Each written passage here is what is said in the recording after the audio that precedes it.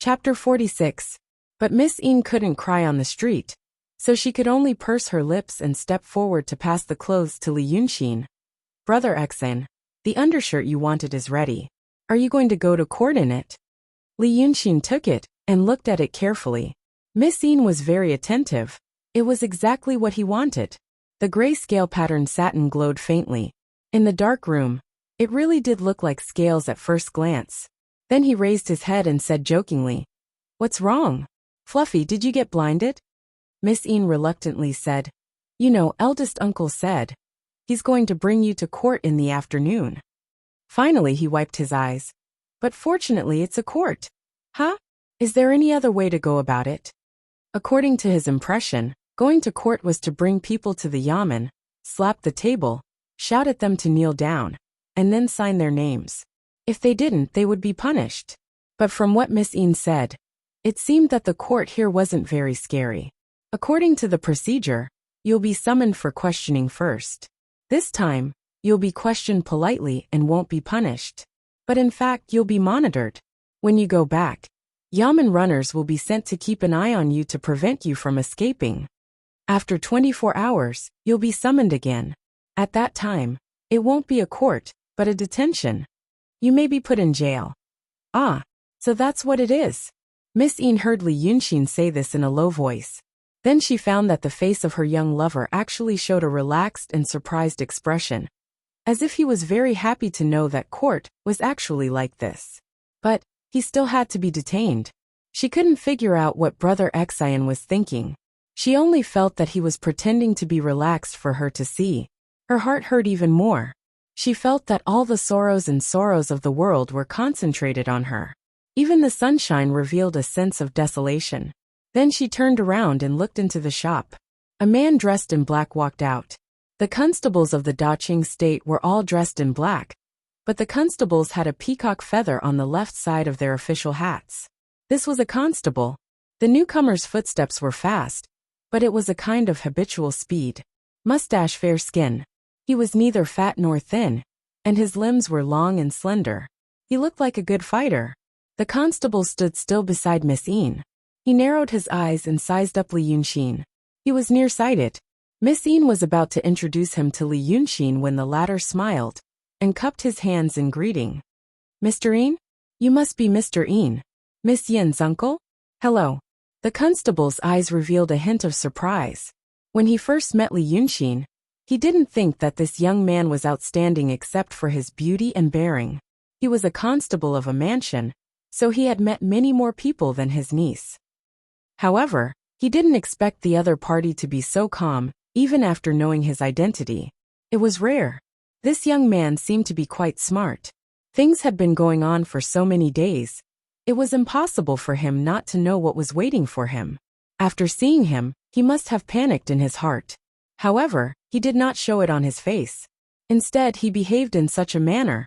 He was also a young man who could achieve great things. As long as he trained a little more, he would be able to overcome the next hurdle. As the most respected person in the Een family, Een Pingji actually cared a lot about his niece. He was also one of the rare open-minded people in this era. He didn't have many goals in his career. He understood the principle that the tallest tree in the forest would be destroyed by the wind. Therefore, he only hoped that his family would be prosperous and stable. It was enough for him to be a well-respected official in the city. Therefore he, who had seen many rich and dissolute sons, didn't intend to let his niece climb up the social ladder. He hoped even more that her husband was a shrewd, sensible man who could do something for the Een family. He knew that his niece was infatuated with the little Taoist boy in the temple.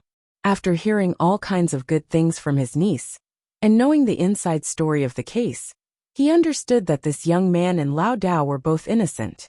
He also often heard his niece praise him. His niece was proud and arrogant, and usually didn't praise people easily. Therefore, he was tempted to come and take a look. In his opinion, if a Taoist child was smart and had a decent appearance, and he gave him some pointers to help him get through this calamity, then he would definitely be grateful and seek to repay the favor. Now that he saw this young man, he realized that his niece had good taste. He was tempted, but he still had the bearing of an officer and an elder. He only nodded slightly as a return of greeting. He looked at Li Yunxin expressionlessly and walked forward. He said, "I don't deserve to be called a teacher. You can follow me. We'll talk as we walk." Li Yunxin looked at Miss Yin. Seeing her winking at him, he understood what was going on.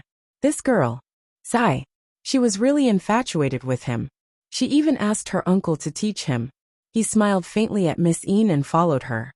He was half a step behind. Yin Pingji smiled in his heart. He put his hands behind his back and said, "I've already sent someone to invite Lu Laodao.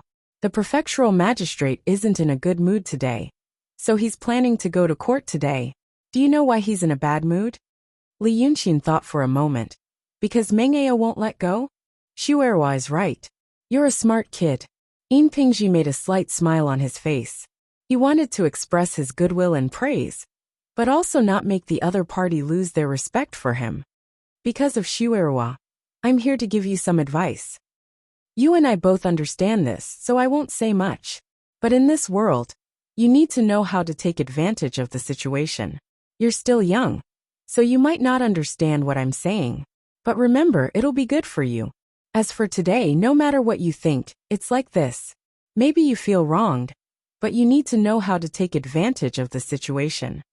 After he finished speaking, he looked at Li Yunxin. He found that the young man was following him step by step, and the expression on his face was still indifferent. He was slightly disappointed. This young man didn't understand? Forget it. He's still a kid after all. He continued, "You know that if Meng Ao doesn't let go, official Li will be in a difficult position.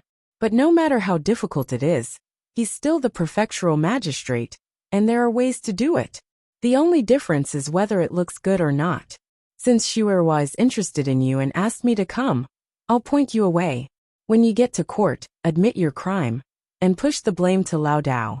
Just say that you were forced. You're still a young man. If you do this well, official Li will know your intentions. With my mediation, you can also be exempted from punishment. In the future, when you have nowhere to go, come and help me. You're a good young man, but you're learning some mysterious things from Laodao." After he finished speaking, he looked at Li Yunxin and found that the other's face showed a "so that's how it is" expression. He let out a sigh of relief in his heart, telling him this was also for official Li's sake. He completed this task and only missed a young man who would care. Seeing that the young man was tactful, his mood became better. He said, "In the future, when you work under me, remember what happened today. Take advantage of the situation. Since Shuerhua likes you, and I see that you're a promising person, I'll at least let you live a life of luxury in the future. But you have to remember Shuerhua's friendship and don't let her down. Otherwise, if I find out, I have many ways." At this point, he was interrupted by Li Yunxin. "Mr. Yin." He was about to say that there was no need to call him Mr. He was just a martial artist. But he heard the young man say, "Mr. Yin, your logic is wrong. To be reasonable, if I push the matter to that old man, my character is definitely not good. Then my character is not good. How can you guarantee that I won't let Miss Yin down in the future?" At this time, the two had already walked for a while. In front of them, they could faintly see the eaves of the prefectural magistrate against the blue sky. Because they were close to the magistrate's office, there were fewer pedestrians nearby. Li Yunxin stopped and walked to a thick weeping willow. Yin Pingji was surprised by the attitude that he was showing right now, which was completely opposite to what he had expected, and subconsciously stopped with him. He saw that Li Yunxin began to unbutton his outer shirt. As he unbuttoned, he said, "Mr. Yin, no matter what, I have to thank you. Whether you really think from Miss Yin's point of view, for her sake, or because you think that I'm indeed a talent, or even if you stand on the prefectural magistrate Li's side and want to save him some trouble, you can also find some credit for yourself. I understand what you said to me. Then, if it was an ordinary person, they would probably follow your path." He took off his outer shirt, hung it on the willow branch, and began to unbutton his inner shirt. Several passers-by saw the young man undressing on the street and cast curious eyes. But Yin Pingji looked at them with a stern face, and those people hurriedly left. Yin Pingji already felt that something was wrong. He felt that his good intentions just now seemed to have been let down. This young man, it was different from what he thought. "What are you doing?" he asked with a gloomy face. "What do you mean by saying all this?" "I don't mean anything else. I just want to make my thoughts clear and avoid embarrassment. I don't have any other thoughts about Miss Ian. It's her business that she likes me. But it doesn't mean that if she likes me, I will definitely be a live-in son-in-law or something like that. You actually make things difficult for girls. On the other hand, you see, I am living well in the temple.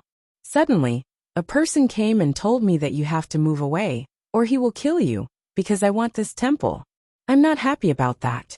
If it were someone else, even if they have a way to solve this problem, they would probably first accept your good intentions, say yes, yes, yes, yes, and then continue to do their own things. But I am a person with a strange temper. I'm at Sundara."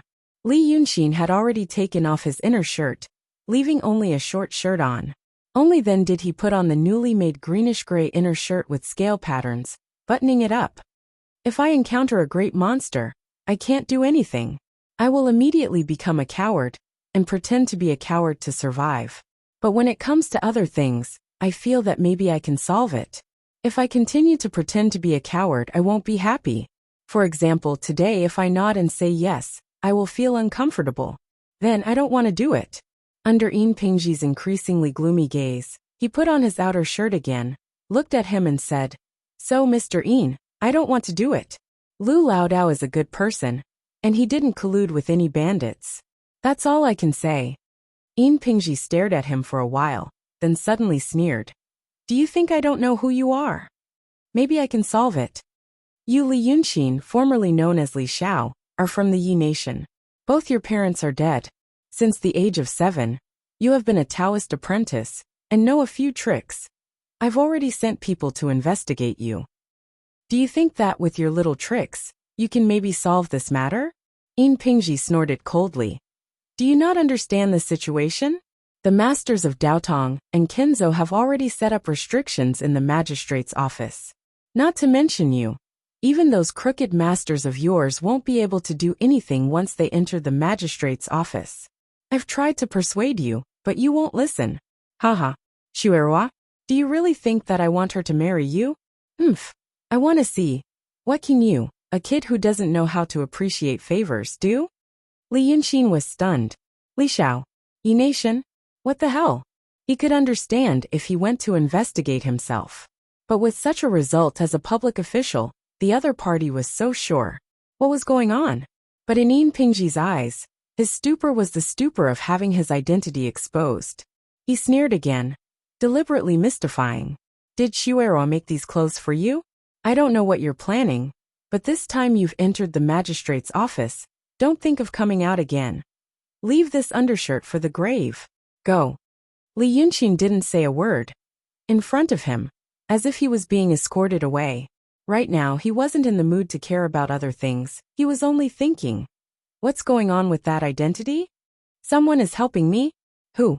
But after thinking for a while, he temporarily put this thought aside. No matter what, he had to figure out what to do next. After a quarter of an hour, he turned into the street of the magistrate's office. In the daytime the sun was shining brightly. The faceless ghosts were a little dispirited, but they were still there. He passed through them, without any reaction. It was as if he didn't exist. Li Yunshin wasn't sure if it was because his spirit was special. That night when the 9th young master looked at his fortune, he said he was interesting, while Bai Yunshin said he was fragrant. Most likely, it was because of his unique identity, but he did feel the prohibition. It was set up by Daotong and Kenzo disciples, and it cost almost all of Prefectural Magistrate Li's property. Comparing the prohibition in his body to the one here, it was like comparing a small sampan to an aircraft carrier. Yin Pingji was a layman, so he didn't understand. He only heard that when the masters cast spells, evil spirits couldn't cast spells. That was right. But today he didn't come to show off any spells. He came to show off his skills. Chapter 47. It was the first time for Li Yunshin to enter the magistrate's office. Fortunately, this magistrate's office did look like a magistrate's office, and there were no accidents that surprised him. Stepping into the high threshold, he saw the front yard. The terrazzo tiles covered the ground, without a trace of dust. When he looked up, he could see the main hall with the open door. With his good eyesight, he had already seen the magistrate sitting behind the platform. In the main hall, 2 rows of bailiffs were holding water and fire rods, squinting at the door. Lu Laodao had arrived. Perhaps it was because he felt guilty when he sent someone to invite him. He panicked and wanted to run away, so his outer robe was torn. Right now, he was covering the tear with one hand, looking like Shizi holding the heart. But his face was sad and distressed. He lowered his head and secretly glanced at the 2 people next to the magistrate. There were 2 Taoists next to the magistrate. One looked like he was in his 40s, which meant he might be in his 60s. Because cultivators were supposed to look younger than ordinary people. This person was wearing a Taoist robe, which was made of white satin, and he held a horsetail whisk in his hand. The other person seemed to be in his early 20s, wearing a coarse Taoist robe, and his hand was empty. This Taoist robe, Li Yunqin found it familiar. It was the kind of Taoist robe worn by Qi Songzi, Kong Kanzi, and Huainanzi. This person was a swordsman of the Ling Su sword sect. Then the one holding the horsetail whisk was the Taoist of the Shangqing Danding sect. Magistrate Liu was scared out of his wits. Li Yunqin had heard about these 2 people from Azay. The Taoist of the Shangqing Danding sect was called Song Yunzi. The Taoist of the Ling Su sword sect was called Pun Nenzi. The 2 people guarded Li Yaoxi for 4 hours a day, and the fee was 100 taels. That was a net profit of 100,000 yuan per hour. After glancing at these important people, he looked at the plaintiff opposite Lu Laodao. Oh, the victim here. The Qiao stood by the door, and so did Qiao Jiaming. The 3 people whispered to each other, and no one knew what they were talking about. Seeing Li Yunqin come in, Qiao Jiaming gave him a vicious look, pointed at him, and then wiped his neck with his index finger. Crazy. Once he was done, Yin Pingji took a step forward and said in a low voice, "Once you enter the yamen, it will be hard to get out. Think carefully about what you're going to say after seeing this. Don't be stupid." Then he strode through the crowd and walked to the door of the hall. He bowed to Governor Li and said loudly, "Sir, the suspect is here." Li Yaoxi frowned slightly and carefully looked at the people at the door. He sighed imperceptibly and said, "Bring them in." The lecture hall opened. Those outside guard the door well. You are allowed to listen, watch, and not make any noise. Otherwise, you will be fined 1 silver tael per person. Li Yunqin was slightly stunned. He turned his head and looked outside the gate. It was just like what was shown in the TV series. A group of people had gathered outside and were looking around. His sharp eyes saw that Miss Yin was also among them, but he couldn't see her expression clearly. The governor gave the order, and everyone quieted down. He didn't know the rules, but he knew to follow. The 3 people of the Qiao family crossed the threshold and entered the door with a relaxed look. He also walked to Lu Laodao, pulled his sleeve, and motioned him to follow in. Laodao just realized that Li Yunqin had come. He hurriedly lowered his voice and said with a crying tone, "Brother Exen, what should we do? Look at that."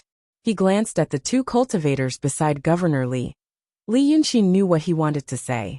2 cultivators of the Xianmen sect were present, who dared to kill people. The old Taoist only knew that he had been preparing for the past few days, but he really did not know how the unfathomable master, in his heart, was preparing. As far as he was concerned, all the bizarre possibilities he could think of, Brother Exayan probably couldn't do anything this time. If he had known, he would have escaped. Li Yunqin just smiled at him. Governor Li saw them whispering to each other, but he didn't care. In fact, when he saw this situation, even if it was just a questioning, he would hit the gavel and ask them to be quiet. But today it was really boring. Yes, it was boring. But this kind of boring was not the kind of boring that he didn't care about everything. But it was boring to be annoyed. Everything he looked at was annoying, and everything he looked at made him shudder. He felt dazzled when he looked at the sunlight on the terrazzo floor outside the hall. The ground was so bright that it made him dizzy. He quickly turned his gaze. When he turned his gaze, it was dark in front of him. The hall was shady. But when he saw the dark corner in the hall, he suddenly felt a palpitation and inexplicably scared. He really didn't know what he was afraid of. Seeing the silk padded under the official seal, he was also annoyed. He still didn't know what he was annoyed about. He always felt that something was wrong. Always felt that there was something wrong. He was eager to find out what was wrong and solve it. But he couldn't catch it. He couldn't catch a certain point or a certain line. He thought it was the recent case that made him annoyed, but now that all the people were here, he became even more annoyed. The old and the young were whispering to each other. They should scold him. But looking at the young man, he didn't know why he felt annoyed. The way he walked was annoying. The way he opened and closed his mouth was annoying. And the way he moved was like, what the hell? Why was he like Aze? He was annoyed by Aze these few days. But when he thought of Aze, he felt that he seemed to have forgotten something. In the past few days, he had forgotten something very important. Hey, so annoying. Li Yaoxi grabbed the gavel and smashed it on the table. The strength was so strong that it even made his fingers hurt. Silence. Silence. He didn't even notice that his butt had left the chair. He stood up. Song Yunzi and Pun Enzi frowned slightly and exchanged glances. Li Yaoxi was not right today. What was going on? Lao Dao Song Yunzi flicked his horsetail whisk, made a sign, closed his eyes for a while, and opened them again. There was nothing unusual. The Yin spirit formation set up by the two of them might not be able to trap a powerful cultivator, but it should be able to sense it. In this government office, except for the two of them, no one else used spiritual power. Then, they didn't need to worry about it. If Li Yaoxi had other troubles, it was not within the scope of the two of them. Thus, the two of them lightly glanced at the people in the hall. Their eyes paused on Lu Laodao for a while, and then they closed their eyes again. When the magistrate shouted, almost everyone trembled in fear. After shouting, Li Yaoxi felt his heart was beating fast, and the depression in his heart seemed to have been vented a little. He continued, the two in the hall, what are their names? Then this little one, you go first. He stretched out his hand, like a drunk person, and pointed at Li Yunxin. It's you. What are you called? Seeing the governor's imposing manner, Xiao Jiaming viciously laughed. The governor was furious. It was no wonder that Meng Ao, that old man, refused to give in these days, and insisted on making Li Yunxin anxious. Now he vented all his anger on this kid. He was close to Li Yunxin, and he sneered and whispered, in a while you will suffer. Li Yunxin didn't look at him, and cupped his hands. Go back to the hall. This commoner Li Yunxin. His voice was pleasant and clear, but his tone was a little strange, and the word yin was a little long, as if he was acting with a little more laziness. When the governor heard his name, his face twitched, as if he had swallowed a fly. Then the three people of the Qiao family felt even more delighted. They hated him to the extreme. What happened next confirmed their conjecture. Li Yaoxi frowned again, grabbed the pot full of sticks on the table, and threw it at Li Yunxin's head. I'll call you Li Yunxin. Unfortunately, his aim was not good, and it was smashed askew. The sticks scattered on the ground, and the pot smashed on the door frame of the main hall, rolled over, and stopped at Xiao Jiaming's feet. It was the first time that they saw the governor so angry, which was shameful. Even Yin Pingji felt something was wrong, and hurriedly said, calm down, calm down. But he didn't know how to comfort him. At this time, Lu Laodao had been trembling with fear, and his knees were weak. He knew that he couldn't get through this hurdle today. Those onlookers outside the door also exclaimed in a low voice. They had seen the governor solve cases. But such a stout person, when had he ever been so angry? At most he would slap the table, 20 canes, 30 slaps. He had always shed other people's blood, but he never hurt himself. But now something was wrong. Only Xiao Jiaming was the happiest. He squinted at Li Yunxin, and teased him with a voice that could only be heard by the two of them. Hey, hey, boy. Li Yunxin turned his face and looked at him. Idiot, you are so annoying. Xiao Jiaming was stunned. Ah. Then he sneered. Oh, you still have a temper? Don't you see His Excellency Li? What's wrong with His Excellency Li? Li Yunxin looked at him and his expression, and suddenly a smile appeared on his face. Do you think that His Excellency is the support of you bastards? How annoying are you? Do you have to keep buzzing in my ear? Xiao Jiaming realized that he never seemed to have an advantage when it came to sharp-tongued. But he knew that there would come a time when he could vent his anger completely. When Lord Li was so angry that he threw the two of them into prison, he could do whatever he wanted to them. So he sneered, "Just wait, His Excellency Li." But he was interrupted again. "Do you believe that I will kill him now?" Li Yunxin stared at his eyes, seeming to be very impatient and disgusted. "It was a rare opportunity, and I wanted to observe more. Why did you stand by my side? I don't have any interest in it now." Xiao Jiaming felt that he had heard it wrong. He was stunned for a while, thinking about what Li Yunxin had said before, and laughed angrily. "Are you freaking scared? Kill." He lowered his voice fiercely. "You want to kill him in front of me? Ha! Little bastard." He said this a little loudly. The two women behind him also heard it. Both Mrs. Chow and Mrs. Chow were women. It was the first time for them to go to this kind of court, so they were so scared that they didn't dare to make a sound. Then they saw that Governor Li was furious.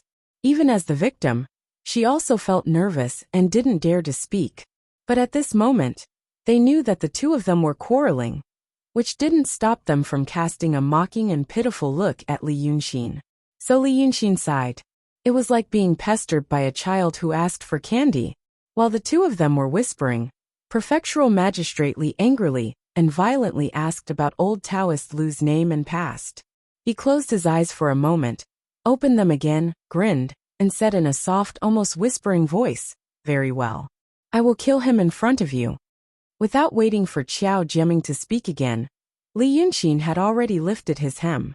Inside, a greenish-gray, slightly shiny undershirt with fish scales was revealed. When he lifted his hem, he had already said loudly, "His Excellency, this commoner is wronged." Then he stepped forward, cupped his fists, and half knelt on the ground. Li Yaoxi's violent interrogation was interrupted by his voice, and he frowned and looked at him. But when he saw Li Yunxin half kneeling, he seemed to be stunned. His expression was frozen on his face. His mouth was slightly open, and his eyelids were blinking quickly, but he couldn't speak. The two cultivators closest to him once again noticed his abnormality. This time, it was Pan Nanzi who frowned and formed a seal. But he still did not find anything. Then it was still this person's own problem. Pan Nanzi shook his head. This idiot. As a dignified fifth-rank official, he ended up like this because of a case. However, it was fine as long as it wasn't a problem of evil magic. With the two of them keeping watch, how could a healthy man in his prime be in danger? It seemed like he was overthinking things. Thus, he closed his eyes again. She heard Li Yunxin say, "That night, this commoner and my master spent the night with the people from the escort agency. We got along very well. This commoner still remembers that escort Qiao had baked a cake by the fire, and asked Miss Qiao, 'Are you satisfied with the taste?' Then Pan Nanzi heard a suppressed and painful moan. It was Li Yaoxi's moaning. He suddenly opened his eyes, and found that Li Yaoxi had sat back down on the official chair. Then, he widened his eyes and stared at the sky, as if he had seen something incomparably terrifying. His throat was gurgling, his face suddenly turned red, and his hands were waving wildly in front of him, as if he was trying to dispel something. The two cultivators' eyes lit up at the same time. "The demon is here." With a low grunt, they formed a hand sign together. However, there was nothing. There was still nothing. When the two of them looked at Li Yaoxi in surprise and confusion, the latter's eyes were wide open, and he was dead on the chair. There was a deathly silence that lasted for a breath of time. Panicked shouts suddenly broke out in the court. Yin Pingji pulled out the knife from his waist and stood in front of Li Yaoxi's body. He stared at the sky in horror. The bailiffs on both sides were quick to react. They had already yelled and rushed to move Lord Li to check his breathing. The slower ones held the water and fire sticks in their hands and looked around, but they didn't know what had happened. What happened? Li Yaoxi, a dignified fifth-rank official, died in this bright, well-surrounded room with two cultivators. He died suddenly. The three people of the Qiao family were also stunned, but their next reaction, they went to see Li Yunxin. They looked at Li Yunxin, as if they had seen a ghost. Then, they saw the young man calmly stand up from the ground, turn his head and smile at them, revealing his white and neat teeth. I kill in front of you." Then he stretched out his hand, pointed at the three people in turn, and said happily, "You three, none of you can escape." Against such a horrified atmosphere, and seeing the smile on his face, they didn't know why the three people felt that this smile was so cruel and evil. Mrs. Chow finally couldn't help but let out a shrill scream, flew back a few steps, and pointed at Li Yunxin. "Ah, it's him. He's using magic. He killed the prefectural magistrate." The shrill female voice made people's ears hurt, and it didn't seem like it was going to stop. The Kinzo cultivator Pun Nanzi was annoyed. He looked at the young man she was pointing at, and suddenly waved his hand. Mrs. Chow's body was like a doll as she slammed into the wall, leaving a bloody mark, and no longer moving. How could he not be annoyed? How could he not be annoyed? The dignified cultivators of Daotong and Kinzo, two people, guarding the prefectural magistrate, setting up the great evil spirit formation. But now, that monster killed someone in front of their eyes. They didn't know anything, and they didn't know what to do, and they had to listen to that stupid woman point at a mortal and say that he killed someone. That was a great humiliation. In that stupid woman's mind, cultivators like her, cultivators who trained hard, couldn't even see through a child's magic? What? The cultivators knew that it was impossible for someone to cast a spell in this formation without being noticed.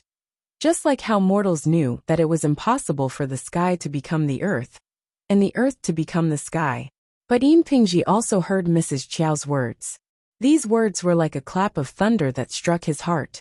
He looked at Li Yunxin in disbelief, and remembered the words that the young man said to him under the willow tree an hour ago.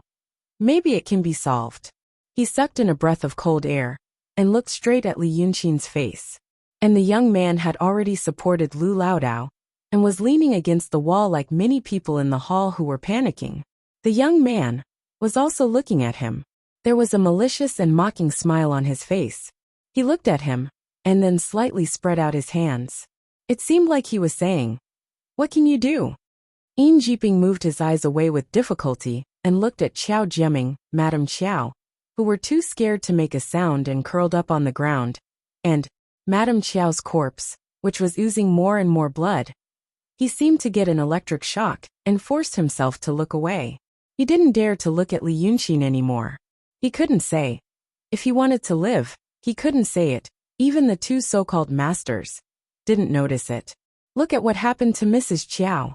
It was not until this time that Lu Laodao held Li Yunxin's arm tightly, and asked him with trembling lips, "Brother Exin, what on earth is going on?" Chapter 48. Li Yunxin only faintly smiled and said, "We'll talk about it later. We'll leave in a bit." In reality, after a while they left.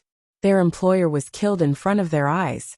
And even when they spent a lot of money to set up the Yin spirit formation, a formation that even a transcendent realm cultivator, like Li Yunxin felt was troublesome, was not something that these two emptiness realm cultivators could set up on their own. They had indeed asked their sect and friends for help. However, this did not mean that the two of them cared about Li Yaoxi. Instead, as a cultivator, taking on such a job was actually fighting against a great demon or enemy that might exist. It was fine if they didn't care, or they could fool around. Most cultivators wouldn't take the death of a mortal to heart. However, their reputation would be ruined.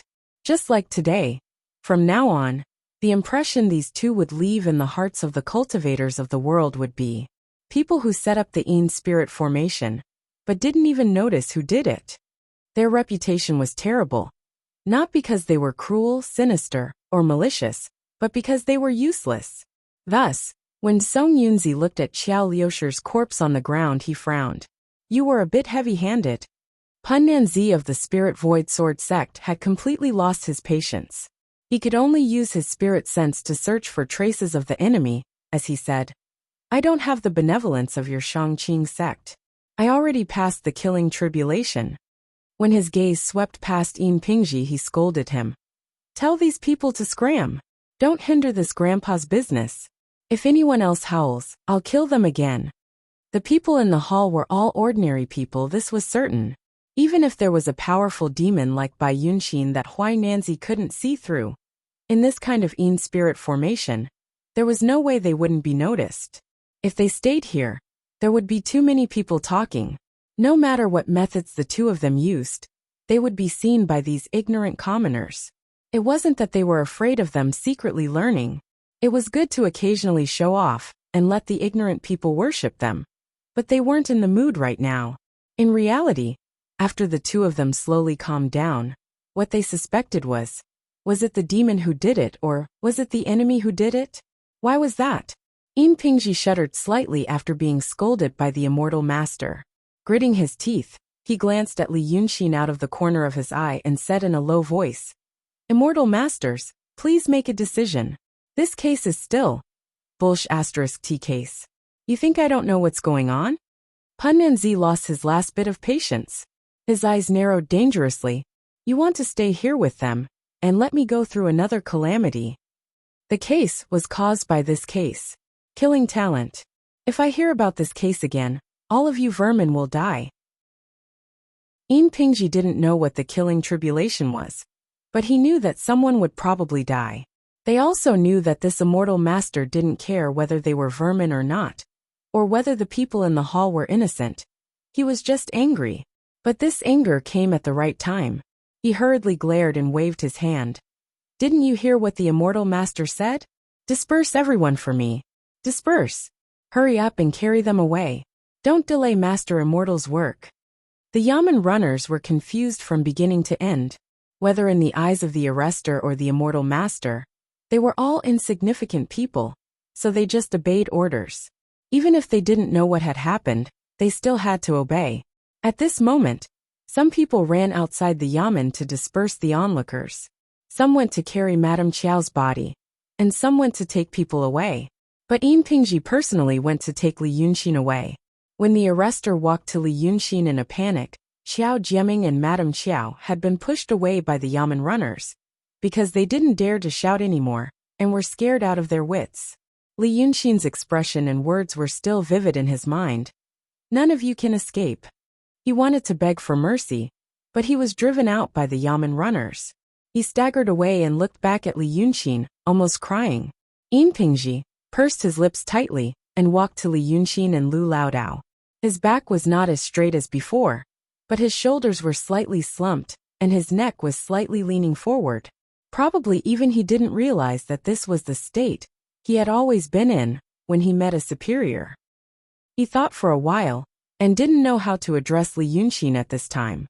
Seeing the faint smile on Li Yunxin's face, he could only say in a hoarse voice, "You two please, follow me out of the Yamen." A Yamen runner heard his words, and looked at him in surprise.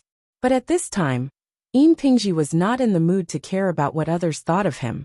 Li Yunxin looked at him with a smile that didn't reach his eyes. He pulled Lu Laodao and said, "Inspector has spoken. Master, let's go." Laodao knew how to read the situation. He knew that at this time, in front of these two people, he had to be obedient.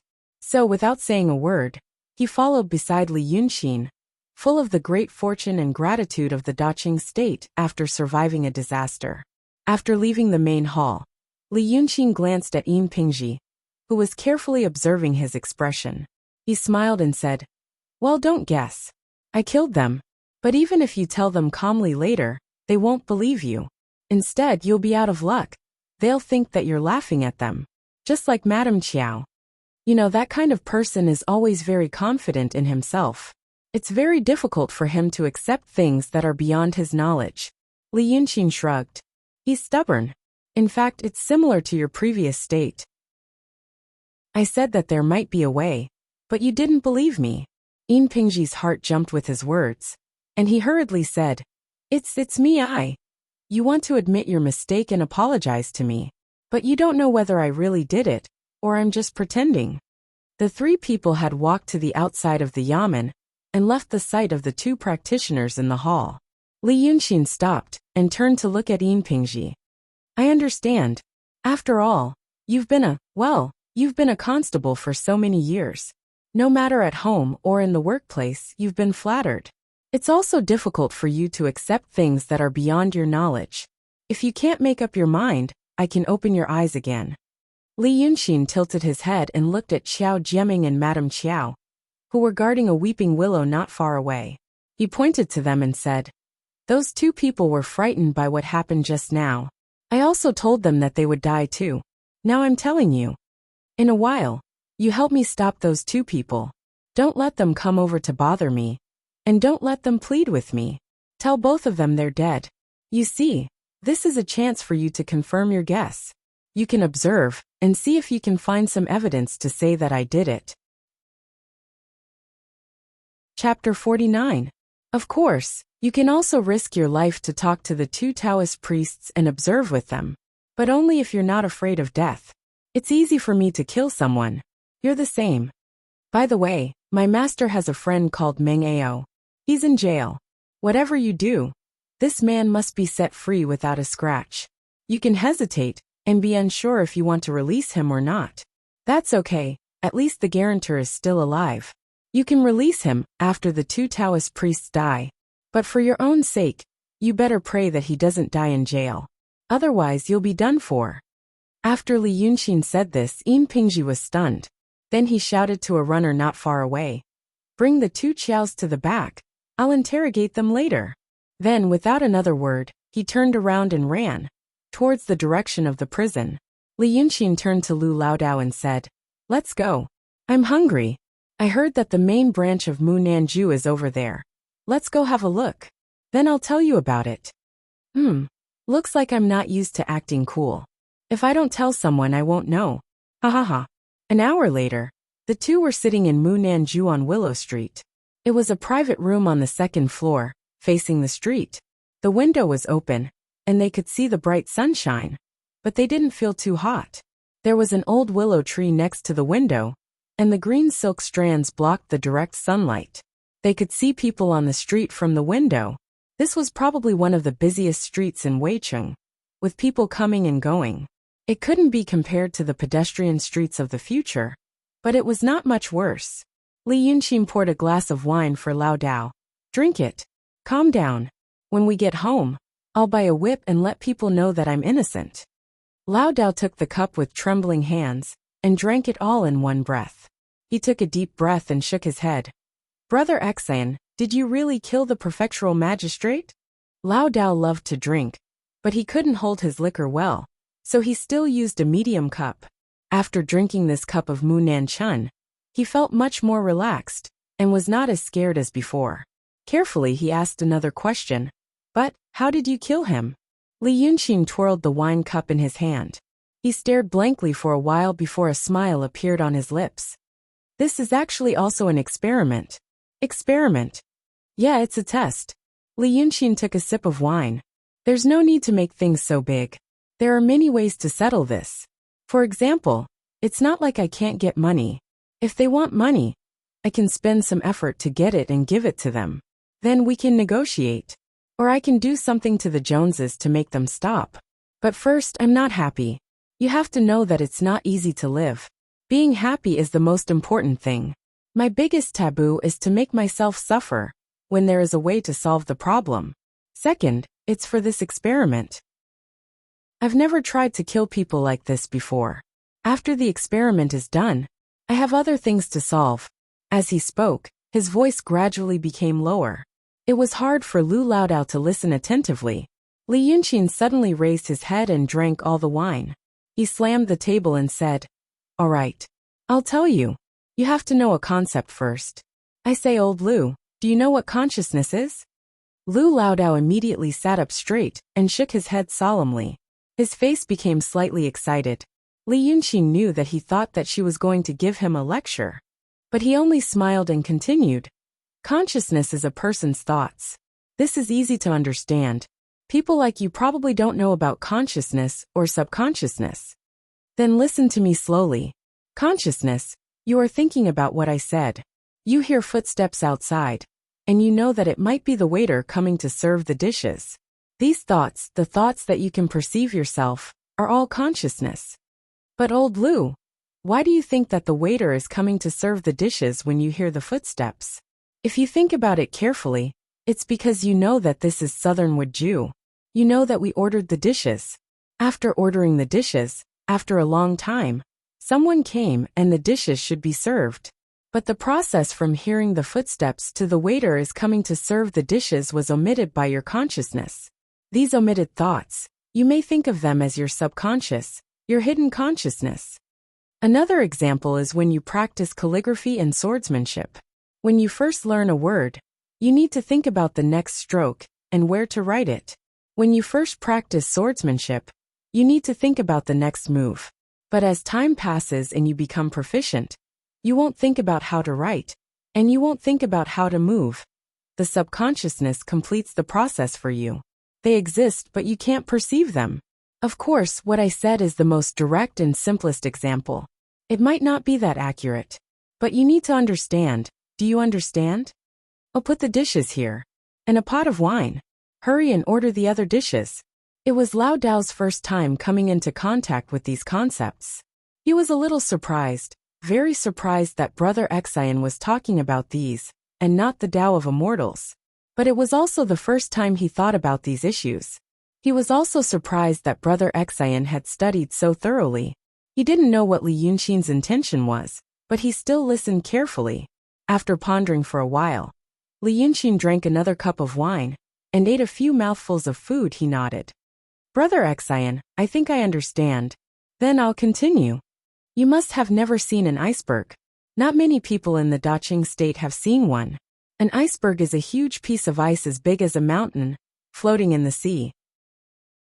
But in fact, what's above the water surface is only about 1/10 of the whole piece of ice. The rest, more hidden under the water surface, you can't see it. A person's consciousness and subconsciousness are almost like this. What you can perceive is only a very small part. Most of the things you hear and see every day, the things you think about, the things you think you don't care about, are still in your subconsciousness. For example, one day before, if you saw the waiter who just came in to serve the dishes, but later forgot about him. Later, when you see him again, you think, oh, this person looks a little familiar. You think and think, but you can't remember. At this time, I tell you, hey, this waiter, isn't he the one who often wandered around our house and stalked us? And when I reminded you, you said, oh yes. You remember. The part of your consciousness that floated out from under the water surface was accepted by you. Then that sentence I said was a hint to you. Not only can a sentence become a hint, but also a kind of light, an object, or even the movement of the curtain in our private room when the wind blows, can become a hint. Chapter 50. Another example is when you write a word or recite a paragraph from a book. You pick up the pen and forget how to recite the word. This is because the memory has been hidden. At this time, I write a stroke for you to see and mention the first sentence to you. You immediately say, oh, I know. This is me guiding out the consciousness that you have hidden. Another example is that there is a sad thing in the past. You slowly forget it, don't think about it, and hide it in your heart. One day, when you are in high spirits, I suddenly mention that thing to you. You remember it, and your mood instantly changes from joy to sadness. This is what I meant. With one sentence, I've guided out the things hidden in your heart. With just one sentence, I've changed your emotions. Do you understand the relationship between consciousness and subconsciousness? Lu Laodao had gradually become interested. Every word of Li Yunxin was a door to a new world for him. At this time, he didn't think about why Li Yunxin said these, and how he killed prefectural magistrate Li. He only focused on understanding his words. He nodded. I understand a little. Then let's talk about Li Yaoxi. Li Yunxin suddenly changed the topic. He looked at the table, put down the chopsticks, and reached out to tear a drumstick from the whole roasted chicken that emitted a charming fragrance. That night, a big demon came to his house. It was the thunderstorm 10 days ago, and the main hall was destroyed. Lao Dao was lost in thought. At this time, he was surprised when he heard big demon. I don't think you have seen a big demon before. You may not even have seen a demon, but I am familiar with it. Li Yunxin looked at the drumstick and bit it hard. He also watched the golden chicken skin being pulled and torn by his teeth. I have seen that demon. Why do I know this matter? In fact, I can infer from many details. He met Aze. He was a master of playing with people's hearts. so he easily gained the trust of the other party. With a little hint and guidance, he knew a lot of details of that night. The thunderstorm, the young man's laughter. There were young men in the Li mansion, but it was not anyone in the mansion who laughed unbridledly at night. It was an outsider. When Li Yunxin was being hunted in the ruined temple, it was also a stormy day. She had also heard a man laugh. The sound was very pleasant. Aze said that the next day he saw the embers of a bonfire in the other half of the house that hadn't collapsed. On the night Li Yunxin was in the rundown temple, the great fiendish demon, the ninth young master, had lit a bonfire and roasted a human. Constable Xing's wife and son were eaten during a thunderstorm as well. Because of these clues, he suspected that it was the ninth young master. Then he used a lot of effort to hypnotize Aze. It gave him a lot of abilities and instincts that he didn't know about before. He got more information from Li Yaoxi. Actually, this wasn't a difficult task. A hypnotized Aze wouldn't be able to break through a metal plate with his bare hands. He was still himself, but he would pay attention to more things. For example, every smile of Li Yunxin's, every wrinkle on his face, every rise and fall of his tone, would be faithfully recorded by him, and then passed on to Li Yunxin. He felt that every time he chatted with young Master Li, but in fact, every time he chatted, he brought back a lot of information. Finally, Li Yunxin figured out the ins and outs of the matter. That night, it was indeed the ninth young master. That night, the ninth young master passed through the city of Wei. He fell from the sky along with the thunderstorm. He was hungry and wanted to eat supper. Li Yaoxi was in the main hall that night. He didn't want to die. Coincidentally, the ninth young master hated him, so he called his two beautiful concubines to come. They were sent to the ninth young master to be killed and roasted over a bonfire. After the ninth young master left, the fear in the governor's heart, as it was the first time he encountered a man-eating demon. Thus, he spent all his wealth to hire 2 cultivators to protect him. I borrowed Zay's mouth to let him temporarily forget about meeting the ninth young master. Li Yunxin threw the chicken thigh bone on the table, picked up a handkerchief from the copper basin filled with warm water, and wiped his hands. Such a big thing. How could he forget? Lu Laodao couldn't help shouting. Why not? Li Yunxin looked at him with a smile. Some people can even forget to eat when they are busy. They can even burn their hands with cigarettes. Why can't they forget other things? Or when they are guided or hinted at? For example, the waiter who delivered the food to us was indeed the one who had been monitoring our house for the past few days. He was Yin Pingji's underling. He came in a few times just now, and you already felt that he looked familiar. Now he is aiming at you with a crossbow outside the door curtain.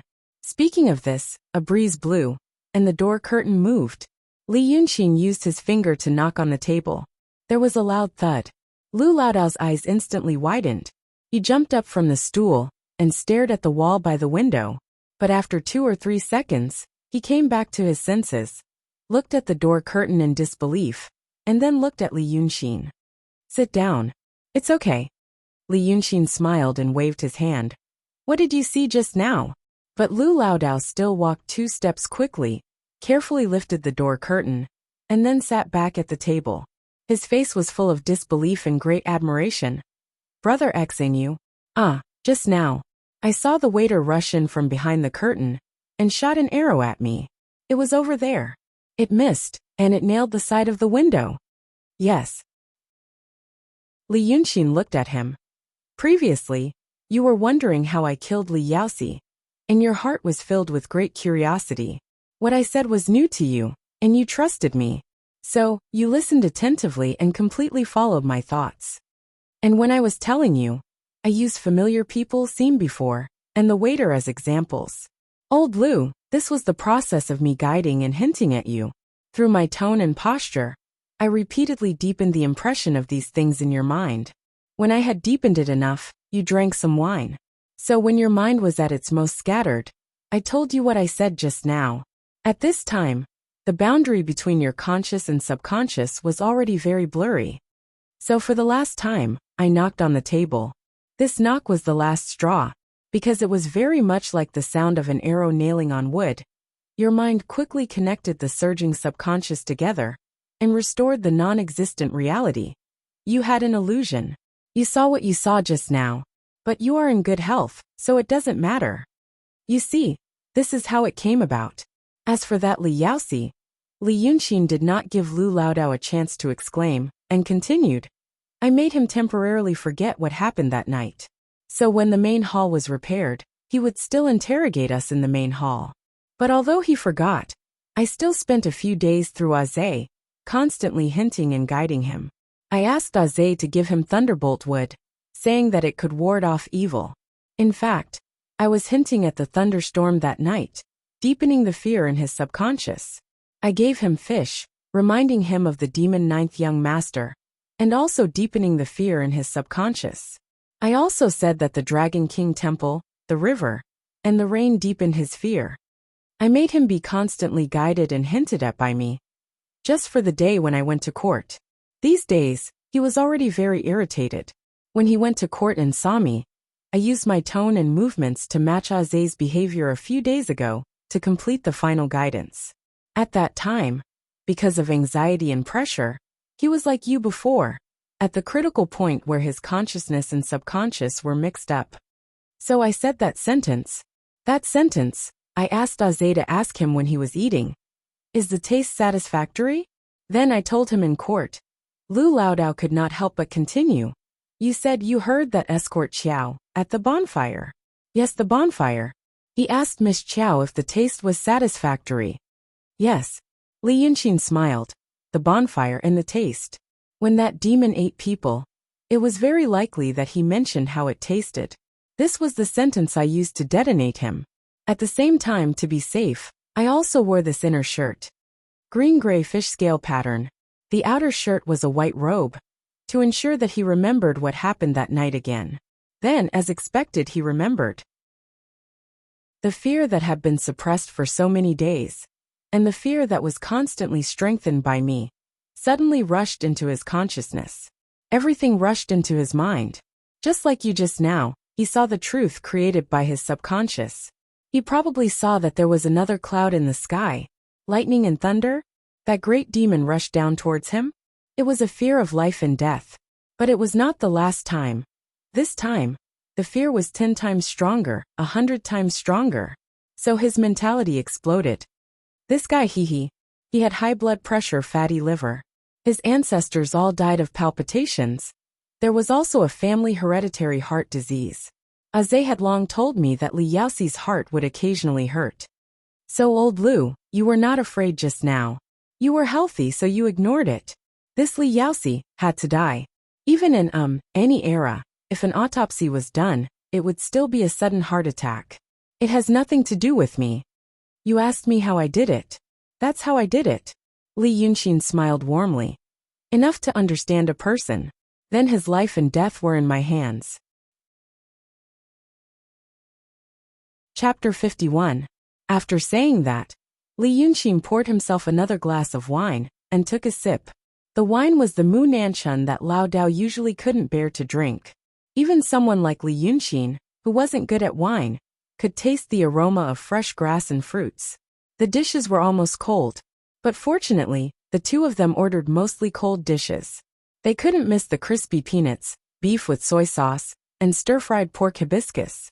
He picked up the chopsticks and ate slowly, leaving Lao Dao in a daze. Li Yunxin opened the door to a new world for him. Lao Dao wasn't a cultivator with profound cultivation. Even before he met Li Yunxin, he wasn't a real cultivator. He would be classified as a secular person by Taoist priests and swordsmen. But he still knew some things, so he could see the big picture. So he could understand why the two cultivators in the hall didn't suspect them at all. That was because the technique Li Yunxin used was something that no one in this world had ever studied deeply. Just like in Li Yunxin's era, a person suddenly died. At that time, another person ran to the police officers and said it was a monster who did it. No one would pay attention to him. They just frowned and pushed that person aside, continuing to think, what kind of method did the criminal use? And it was precisely because cultivators had practically grasped all of this world's unimaginable methods that they didn't believe that there existed even more mysterious methods beyond their knowledge. It wasn't even arrogant or stubborn. It was just beyond their knowledge. Lao Dao looked straight at Li Yunxin. The young man was very handsome, with red lips and white teeth, sword-like eyebrows and starry eyes. He was a real handsome man. The warm sunshine of the spring day reflected the layer of fine hair on his face and neck clearly.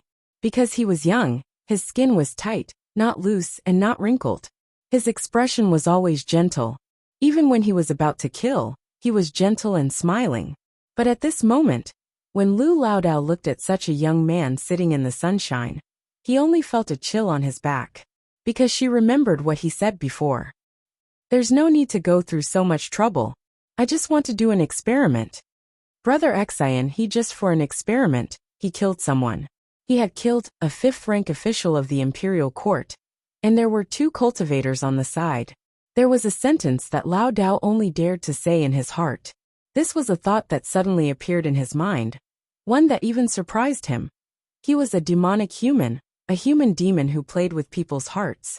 As if he knew Lao Dao's thoughts, Li Yunxin met his gaze. Lao Dao turned his face away as if he had been electrocuted and stroked his beard.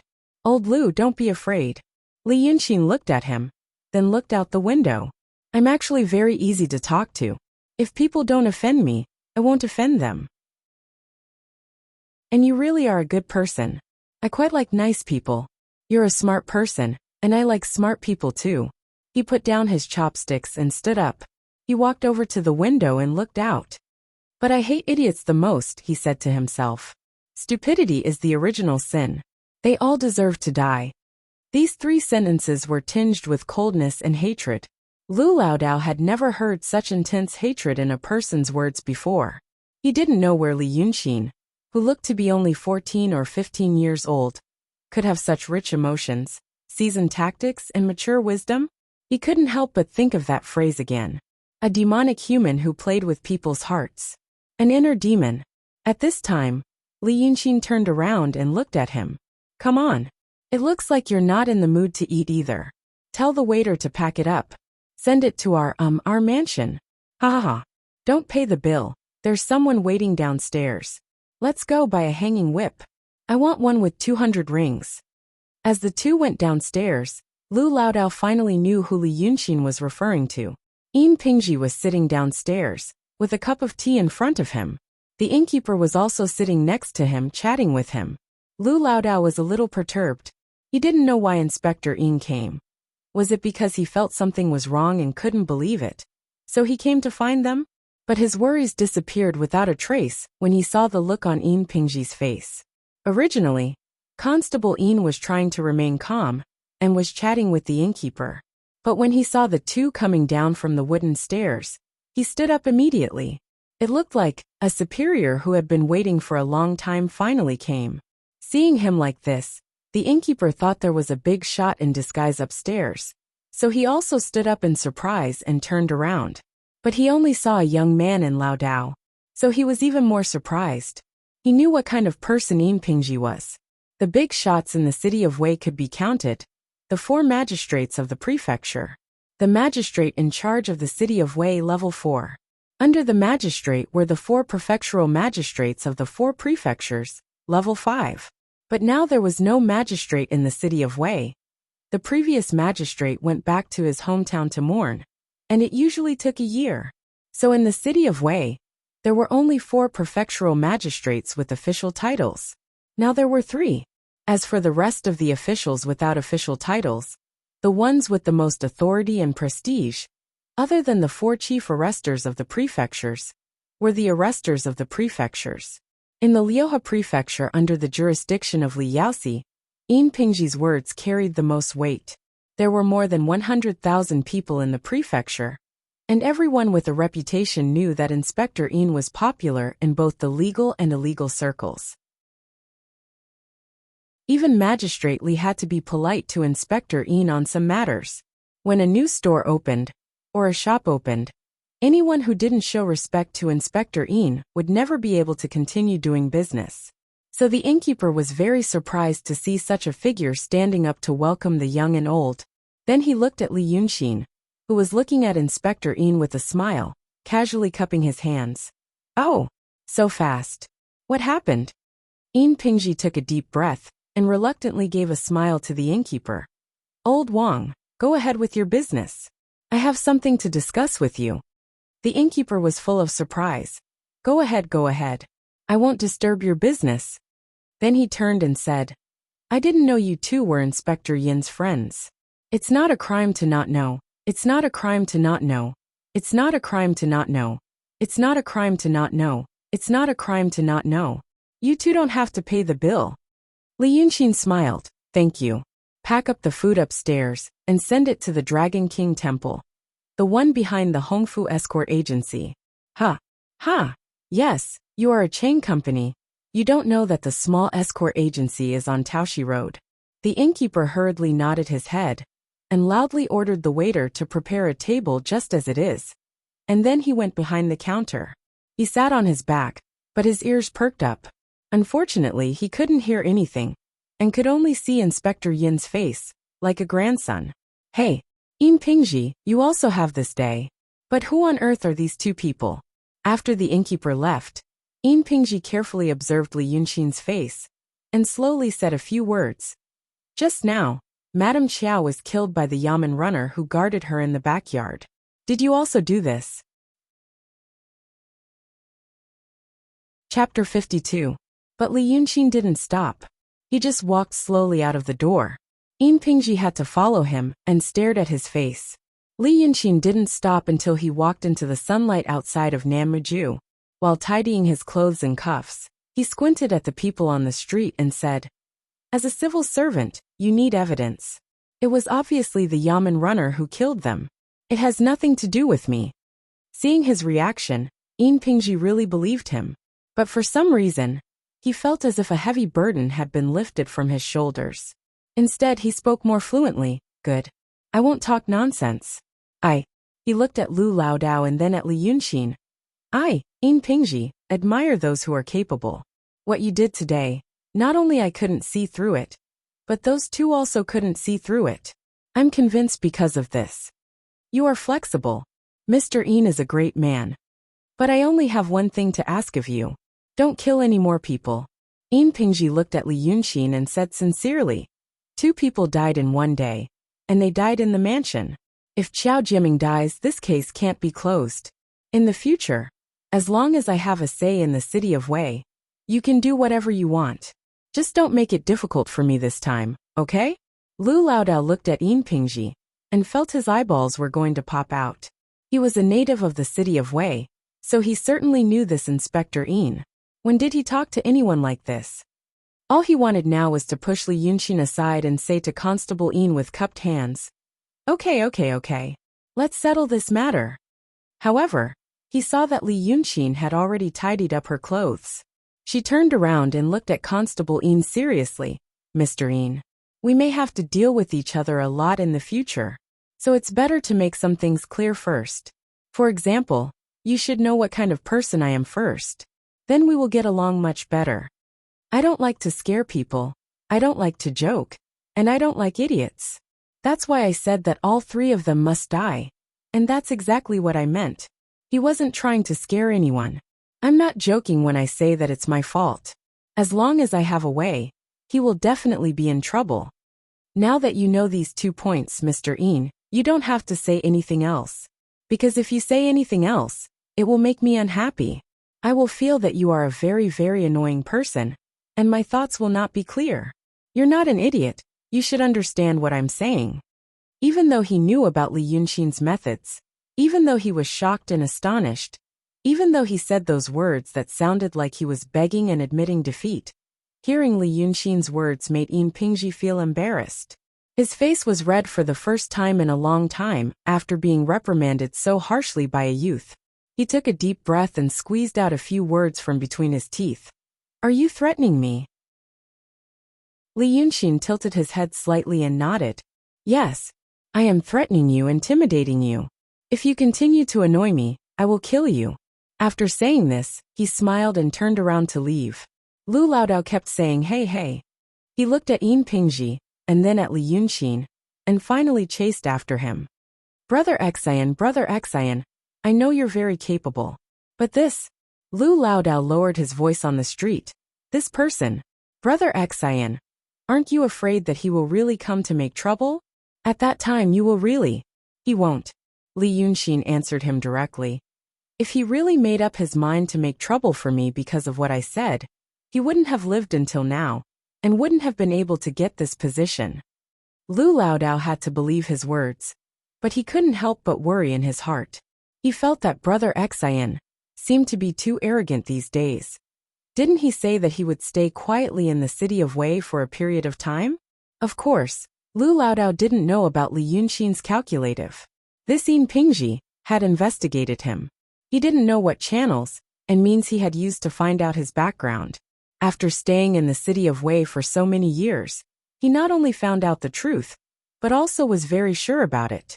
It could be seen that he had indeed used some trustworthy channels to investigate him. Li Yunxin had a clear understanding of himself. He knew that at present, he might be able to overwhelm his opponent in Taoism, Kung Fu and techniques. But when it came to human resources in this world, he couldn't compare to 1/10,000th of Yin Pingji. But even such a person firmly believed the fake news. Then the person who deceived him and covered for him. Who was it? He wanted to know this person. He wanted to tame Yin Pingji and make him his loyal dog. Then now he was taming a dog. He and Lu Laodao strolled on the street for a while and bought a hanging whip. It was not the New Year's Day, so it was not easy to buy it. But in these things Lu Laodao seemed to be able to do it with ease. After greeting several old fellows and saying it was a false alarm, he really got it. After the morning, the two of them strolled outside and gradually felt tired. They went home. On the way, Laodao still couldn't help asking Li Yunxin, "How did Madame Qiao die?" When asking this, Lu Laodao was a little shocked. Look at the state he was in. Under the blazing sun, in the middle of the street, he asked, "How did he die?" He was eager to know what magical means Brother Xian had used, but he didn't care about the life itself. After asking, he muttered in his heart, "I'm going to be possessed by the devil. I'm going to be possessed by the devil." Li Yunxin smiled as usual and said in the usual calm tone, "I've told you so much before. This time, I'll give you some advice. You can think about it yourself. I went out a lot in those days. When I was free, I strolled on the street and looked for someone to talk to. At night, I went to the Qiao family and eavesdropped on them. I just listened to these things. Madame Qiao was a little tricky. She was not sick and seldom went out, so she had few enemies. So I planned to let Qiao Jiaming kill her. But later, when I inquired about Qiao Jiaming, I got involved with her. Madame Qiao was in her 30s, and her original name was Wang Xiangcao. She was born in a farmer's family and looked good. She had a childhood sweetheart named Long Taoyi. Later, Wang Xiangcao often went to the city to sell mountain products and was seen by Qiao Duanhong. Qiao Duanhong liked her, so he sent someone to propose marriage. Although Qiao Duanhong was a little old, he had his own career and company, right? So the Wang family promised Wang Xiangcao to him. Then his childhood sweetheart Long Taoyi was sad.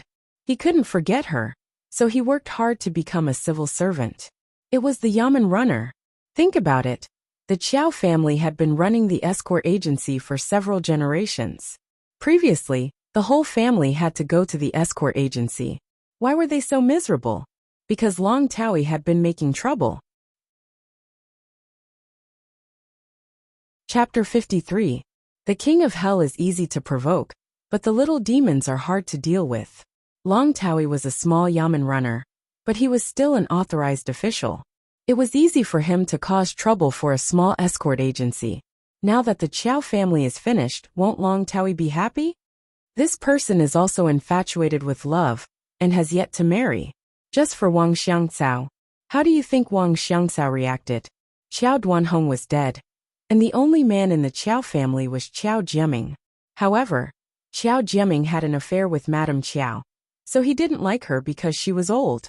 Wang Xiangcao is more cunning than Qiao Jiaming and Madame Qiao combined.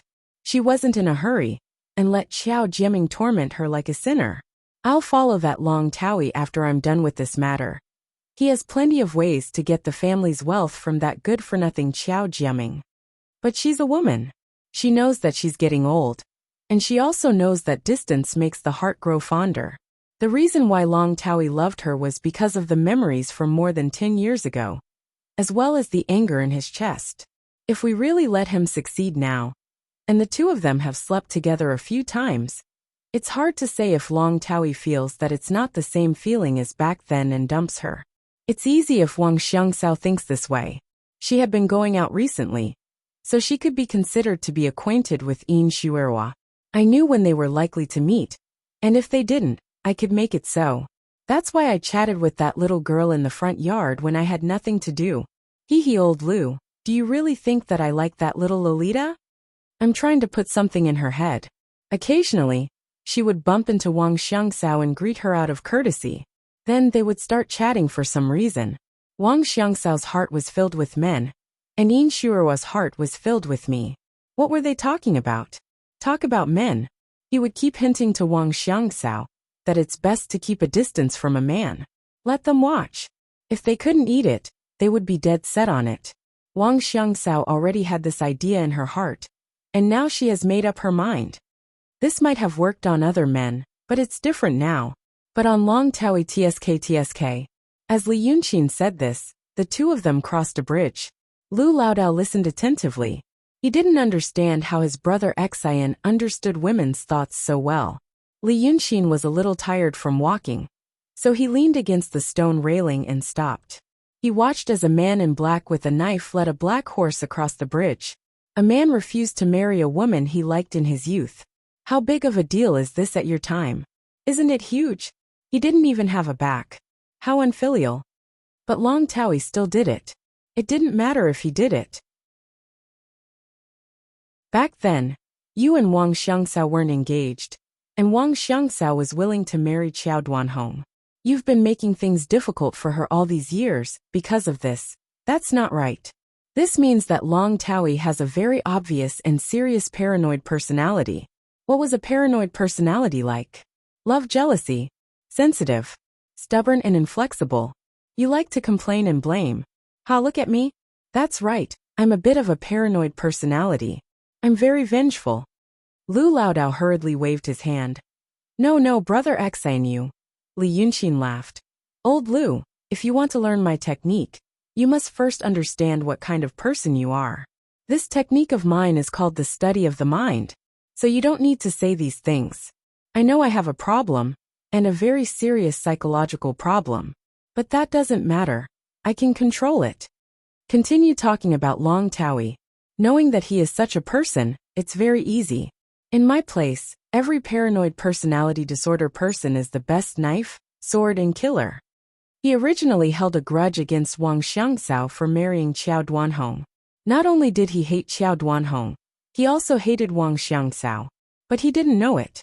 Now that Qiao Duanhong is gone, and Wang Xiangxiao has come to find him, he feels even more aggrieved than before.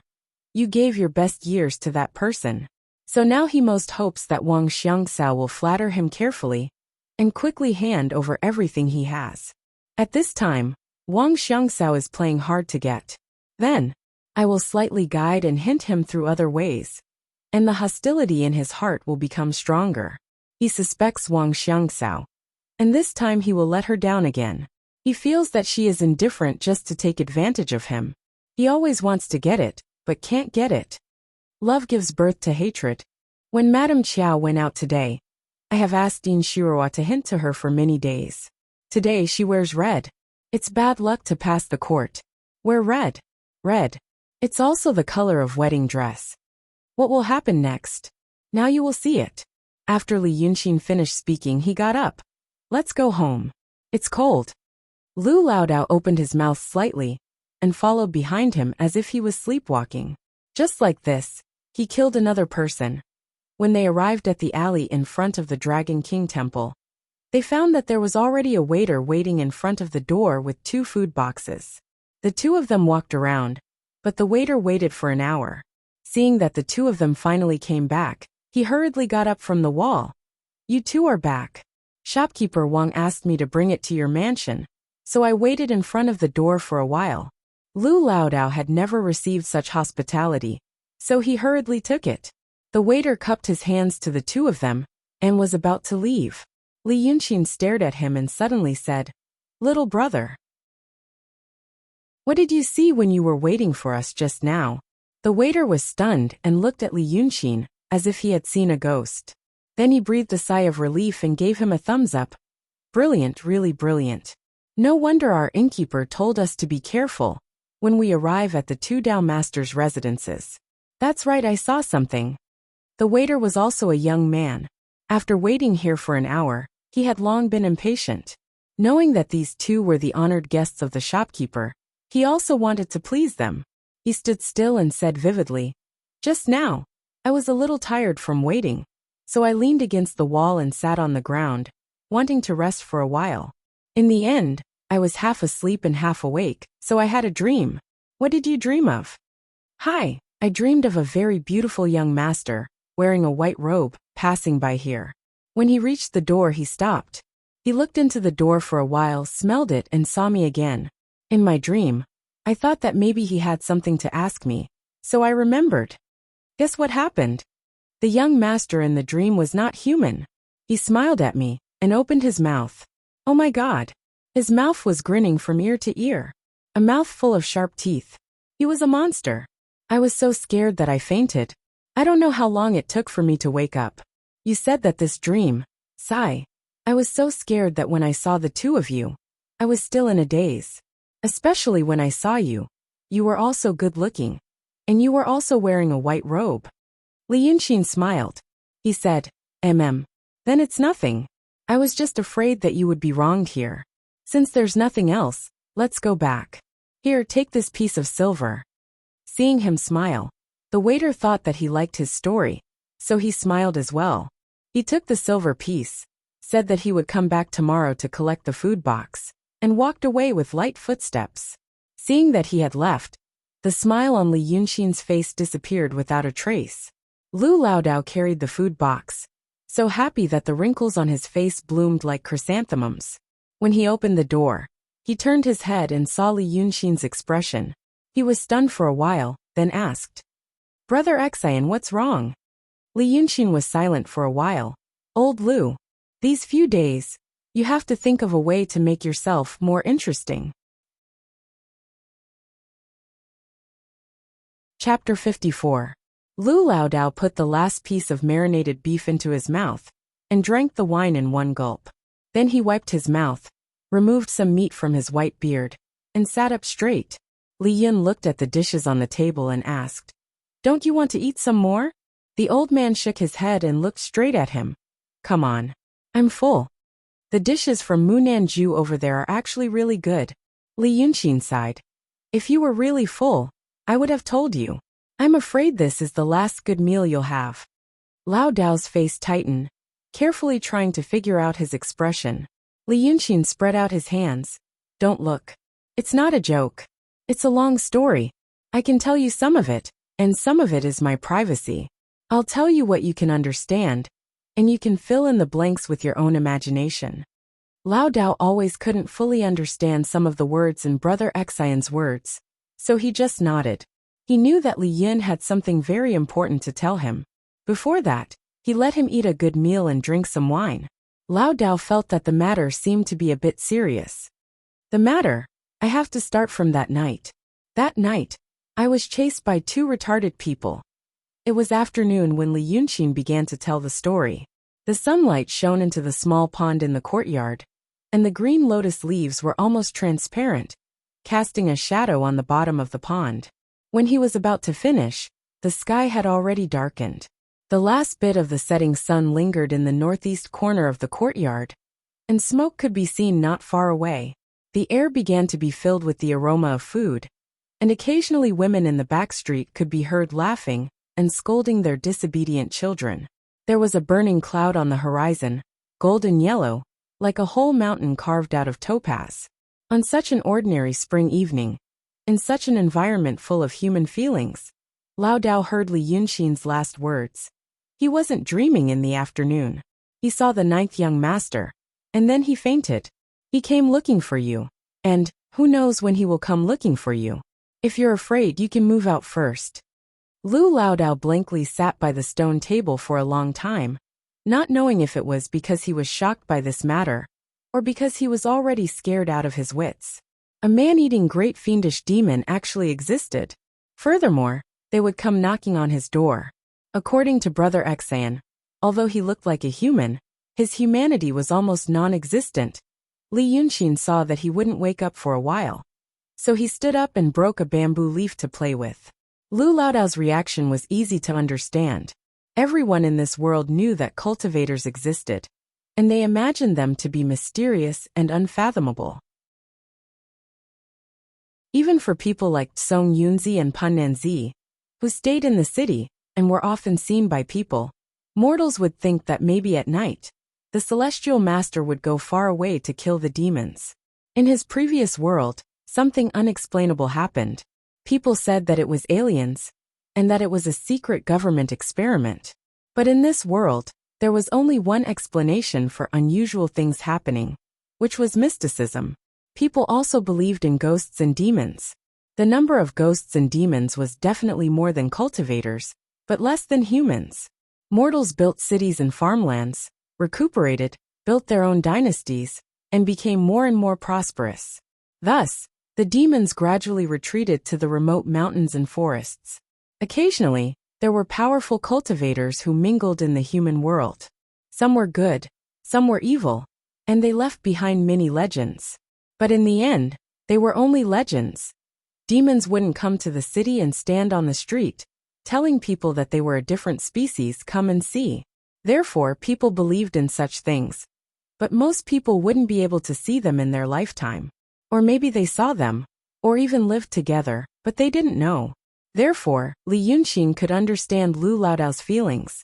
The thing in the legends had appeared in the most realistic way.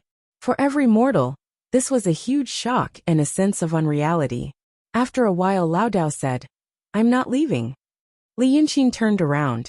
"Oh, I'm not leaving." Laodao reached for the wine.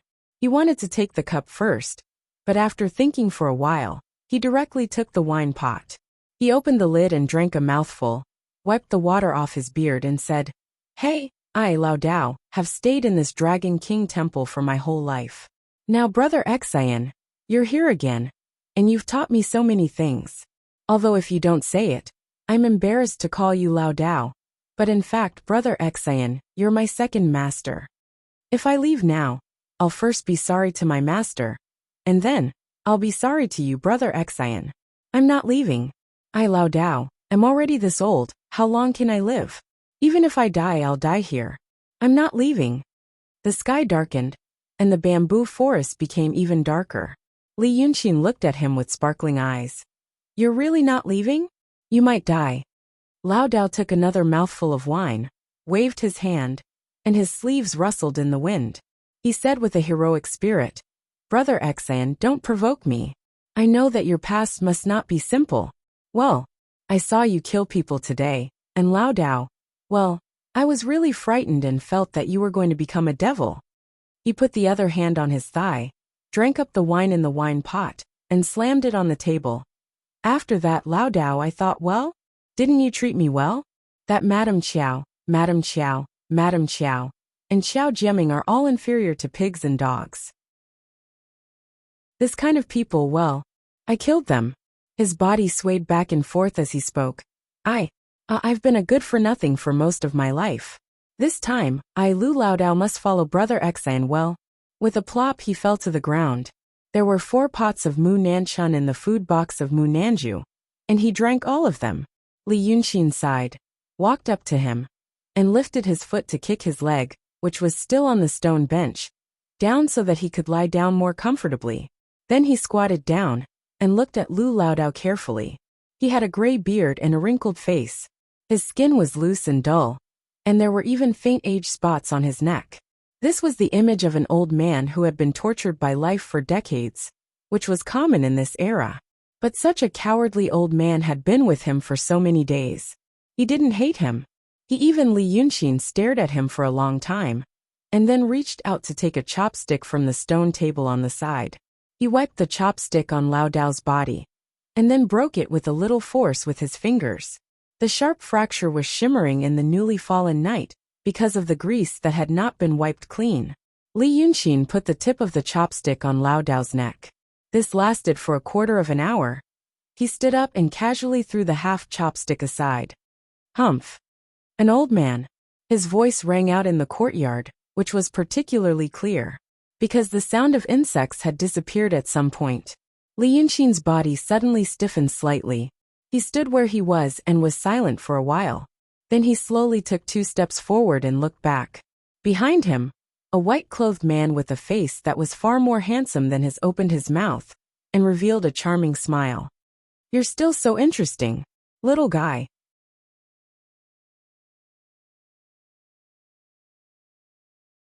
Chapter 55. My good friend, long time no see. The handsome young man's voice suddenly changed. If one listened carefully, it was still the same gentle and pleasant voice. But if the emotions conveyed by this voice were cold and heartless during the day, then at this moment, this voice was suffused with a strange feeling of weariness.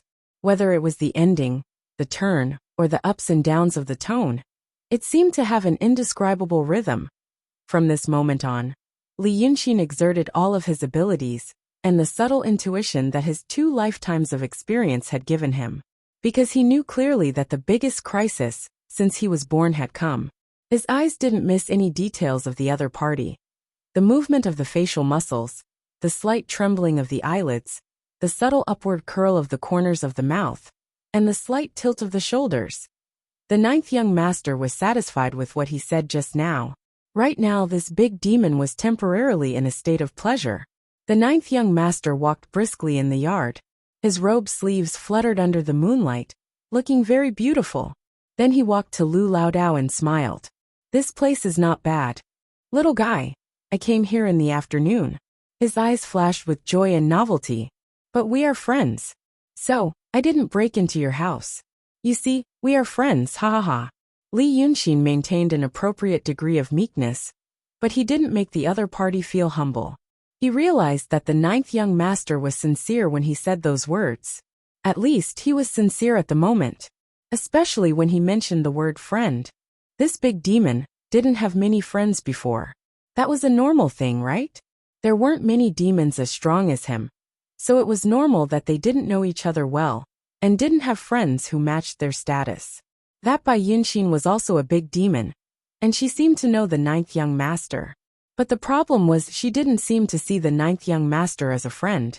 Li Yunxin still remembered the greedy gleam in the eyes of the seemingly harmless girl when she heard about the whereabouts of the 9th young master. Li Yunxin could understand the 9th young master's fondness for the novelty of friends. But if it was not his illusion, or if there was a difference in the expression of emotions between humans and monsters, he would have realized that the joy of the 9th young master seemed to be more than just having a friend. He noticed that the 9th young master would squint his eyes slightly when he expressed his joy. His eyebrows would droop slightly. If Li Yunxin had not focused all his attention on his reaction, he would not have noticed it at all. Narrowing his eyes meant that he was sad. The frown on his face meant that he was still a little angry. Both of them were the fleeting and subtle emotions that were mixed in the joy just now. Perhaps even the 9th young master himself did not notice them. However, these subtle expressions could not be hidden unless one had undergone extremely strict and long-term training. It was not directed at his own emotions. Li Yunxin realized that there was something else about the 9th young master. Maybe it was his opportunity. He remembered this in his heart and smiled gently. "It's best that you treat me as a friend. When I saw you just now, I thought you were going to eat me."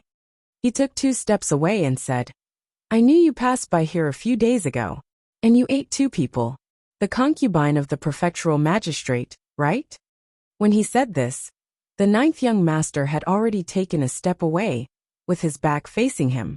But when he heard this, his head suddenly turned 180 degrees and stared at Ming Qi from behind without moving his body. "Ha!" He squinted his eyes and his pupils seemed to shrink slightly. "You also know about this." Li Yunxin's heart skipped a beat. This demon was really temperamental. This was already the most pleasing and agreeable thing he could deduce from the current situation. Seeing the 9th young master's round pupils had become oval, and the color of his eyes became lighter and lighter until they became light yellow, Li Yunxin still acted as if he did not notice all this and laughed. "Ha! Guess what happened next? Li Yaoxi, that idiot, unfortunately provoked me. I'm going to kill him today. An idiot who asked for trouble. He didn't know that he had to die if he provoked me. The ninth young master's head did not move, but his body slowly turned back. He stared at Li Yunxin for a while, and his eyes gradually turned black again. Interesting. He clapped his hands and laughed. You are an interesting friend. That person is as interesting as you. I can't bear to eat him. He laughed as he walked to the stone bench and sat down. He casually picked up old Taoist Lu, grabbed his left arm, and was about to put it into his mouth. He said, You said it was a passing, but it wasn't exactly a passing. Li Yunxin hurriedly whispered. Wait, ninth young master. The expression on ninth young master's face turned cold when he was interrupted. This person is also my friend. Li Yunxin laughed. You know, these people are boring. But I don't have the supernatural power of the ninth young master, and I can come and go like the wind. Someone has to take care of me. This Lao Dao is rare, and I don't get tired of him. Oh, I see. The ninth young master actually threw Lao Dao away, and seemed a little relaxed. I say, you are such an interesting friend. Why would you give it to an idiot like me to eat? It's firewood and has no juice, so I don't have to force myself to eat it. I thought it was your kind intention. You said I passed by the city of Wei? Not really. The ninth young master was bored, and he used his finger to draw on the stone table. Every time he drew, he left a mark. I live near the city of Wei. After saying this, he looked at Li Yunxin. Li Yunxin knew what he was thinking, and his face showed just the right amount of surprise. It didn't make him look stupid and boring, but also flattered him. The ninth young master also lives near here? Ha! Guess how I can find you? I really don't know. Tell me, I'm very curious. Ha ha ha. The ninth young master laughed. That night, did you see my real body? This sentence reminded Li Yunxin of that night. It was raining heavily. Outside the door, there were huge green scales, the sound of steel rubbing against each other, and yellow eyes as tall as a man with long and thin pupils. A huge and terrible monster. You didn't see it clearly, did you? He laughed again, and squinted at Li Yunxin, as if he thought of something funny. I saw you being chased by 2 Taoist priests into the door, but they were too noisy and annoyed me. Did you see me before you entered the door? Haha, you saw me. But well, I was also very bored that night, and I was hiding from an annoying guy. The more he talked, the more excited he became, and there was a dangerous light in his eyes. I still remember they said you have a treasure here. Chapter 56. Li Yunxin's heart skipped a beat. When the ninth young master said that he was actually outside that night, he already had a bad feeling. Now it really came back to this matter. But he understood that the ninth young master really thought it was fun, because the smile on his face was a happy smile, and the light in his eyes was full of strong curiosity. The light was so strong. Li Yunxin understood that if he went against the ninth young master's wishes when he was in the best mood, the demon would definitely fly into a rage. Perhaps he had overestimated himself by flying into a rage. The most reasonable reaction was to tear himself into 2 pieces with a cold face. He would no longer be interested in looking at the treasure, so he would wrap himself in a cloud and leave. This bitch, Li Yunxin sighed in his heart. He put his hand into his clothes, and took out the jade slip that he kept close to his body. This is it. A jade slip. If the ninth young master likes it, you can take it. After saying this, he was shocked. The jade slip emitted a milky white halo. A second later, a dot of light flickered and floated into view. Then it was a string of words that he was used to. His conjecture was indeed correct. This thing needed demonic power to open. He had been looking at the things that were open to him in the jade slip for the past few days. But the remaining demonic power in the jade slip came from the short contact with the ninth young master and by Yunxin. So it was quickly used up. Until today, after being in contact with this big demon for so long, it was finally opened again. It was the first time the ninth young master saw this thing, and he was very happy. He reached out his hand and took it. He looked left and right, and then fiddled with the jade slip with his fingers.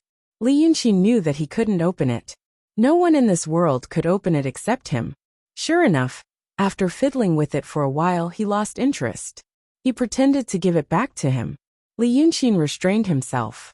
He didn't want to show a trace of desire. He didn't know if the ninth young master would play with him again, and refused to give it to him like a kid. Halfway through, the ninth young master suddenly tilted his head. How do I open this?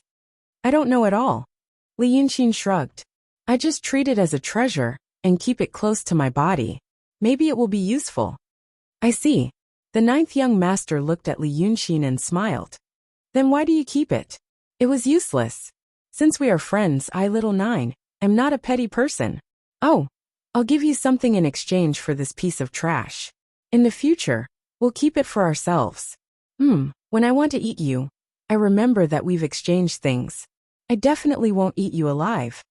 After he finished speaking, he casually put the translucent jade slip into his bosom, but he didn't take out his hand. She fumbled around in her bosom for a while, and frowned slightly. Then she jerked her hand out. With a rustling sound, she actually took out a leather armor. Li Yunxin stared at his chest for a while. Spring sun, thin shirt. Where did he get this thing? He naturally knew about Sumera mustard seed and interspatial storage bag, but they didn't exist in this world.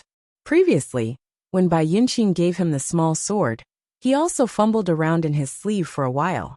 Then he exerted a little force and pulled out that extremely sharp sword. Could it be that this kind of big demon had a secret method that he didn't know about?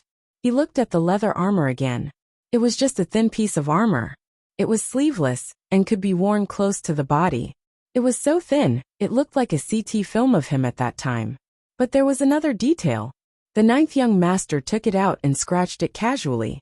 It seemed that he felt that something was stuck on it and wasn't satisfied. After scratching it a few times, the leather armor was still intact. Li Yunxin subconsciously looked at the stone table, where his fingers had left a few marks. He sighed in his heart again, but pretended to be happy and said, "Thank you, ninth young master. I'll definitely keep it close to my body. But you said that you live nearby. Where do you live?" The ninth young master's pupils suddenly shrank. He stared at him. "Why do you ask this?" "Oh, you just said to me. You want to explore my mansion." He interrupted Li Yunxin's words. His pupils had completely shrunk into a thin line, and he suddenly took a step forward. Li Yunxin really didn't know which words, which tone, and which look of his angered him. Or perhaps this great fiendish demon was simply temperamental in nature. Cold sweat suddenly appeared on his back. He held his breath, not letting himself look too excited, and said with a smile, "Ninth young master."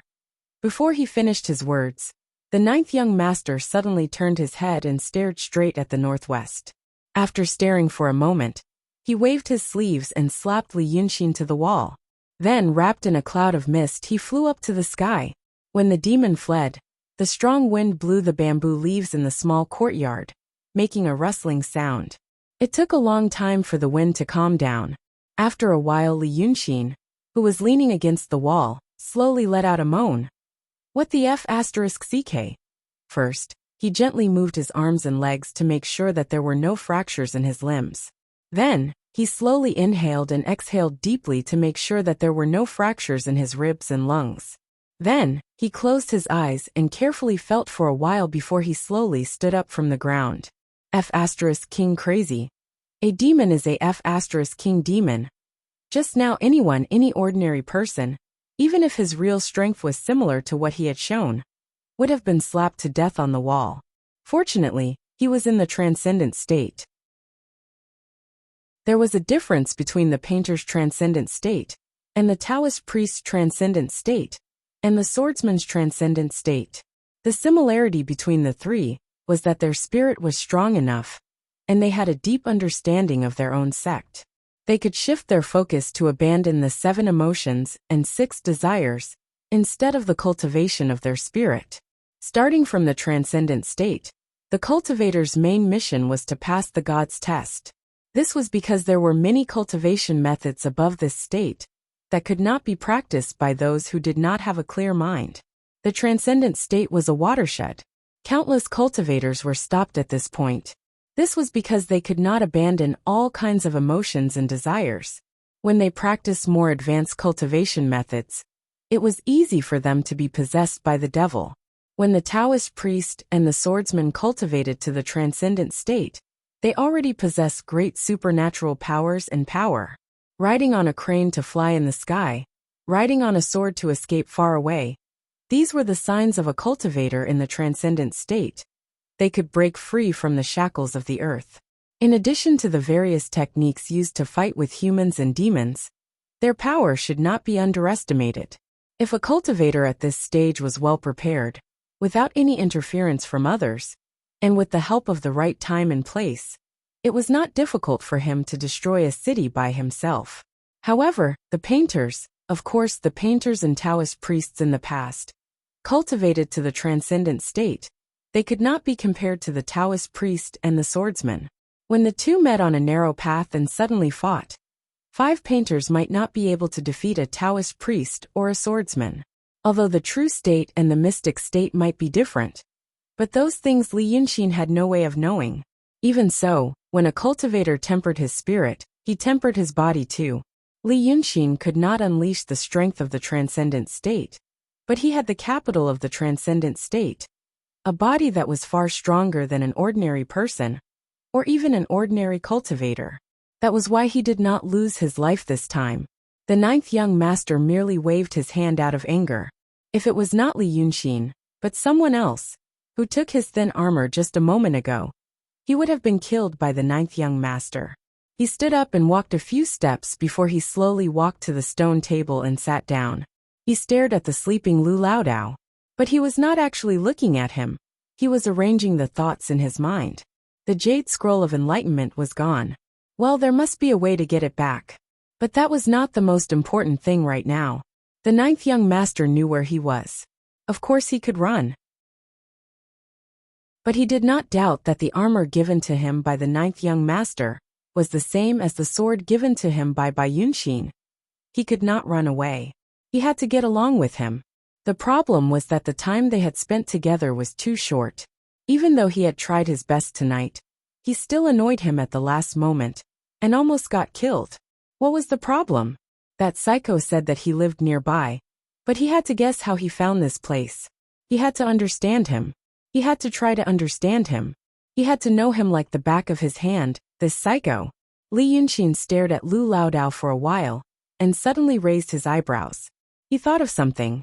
When Lu Laodao woke up, the sky was already bright. After getting drunk, he actually slept all the way until dawn. It was probably because Mu Nanshan was indeed a good drinker. But his body was a little sore, as if he had fallen. The window was half open, and there was a light fog in the courtyard. The morning air mixed with water vapor, and the fragrance of plants entered his lungs. Lu Laodao felt comfortable all over. But when the comfortable feeling passed, he felt more clear-headed. Laodao's face turned bitter. He remembered that he had boasted yesterday that he would never leave this place. Oh my God, Tui. Drinking is a hindrance. I said things that I didn't think of properly. He could not lie down when he thought of this. He lifted the thin quilt, wiped his face, combed his hair with his fingers, and rushed to Li Yunxin's main room with a sad face. As soon as he entered, he saw Brother Xian eating his sandwich. It was to use 2 pieces of fried steamed buns with vegetable leaves, sauce meat, and eggs, and eat them with your hands. Previously, Laodao was curious, and asked about the meaning of this name. Brother Xian told him that the 3 enlightened referred to the 3 things in the middle. The meat was soy sauce, the vegetable leaves, and the non-meat was the egg. These 3 things included all kinds of food that the public could eat, and took the meaning of 3, which meant that the 3 gave birth to all things. Eating these 3 things was actually eating all kinds of food in the world, and it was to cultivate the mind. Using 2 pieces of mantu to eat was to strengthen the body, so that the vitality of these 3 things would not run out. Eating these things was cultivation, and it was also to understand one's nature. This was the 3 enlightened. As for the word cure, it carried the meaning of research and cultivation. It further indicated that this wasn't just eating, but also cultivation. The 2 were combined into one, named sandwich.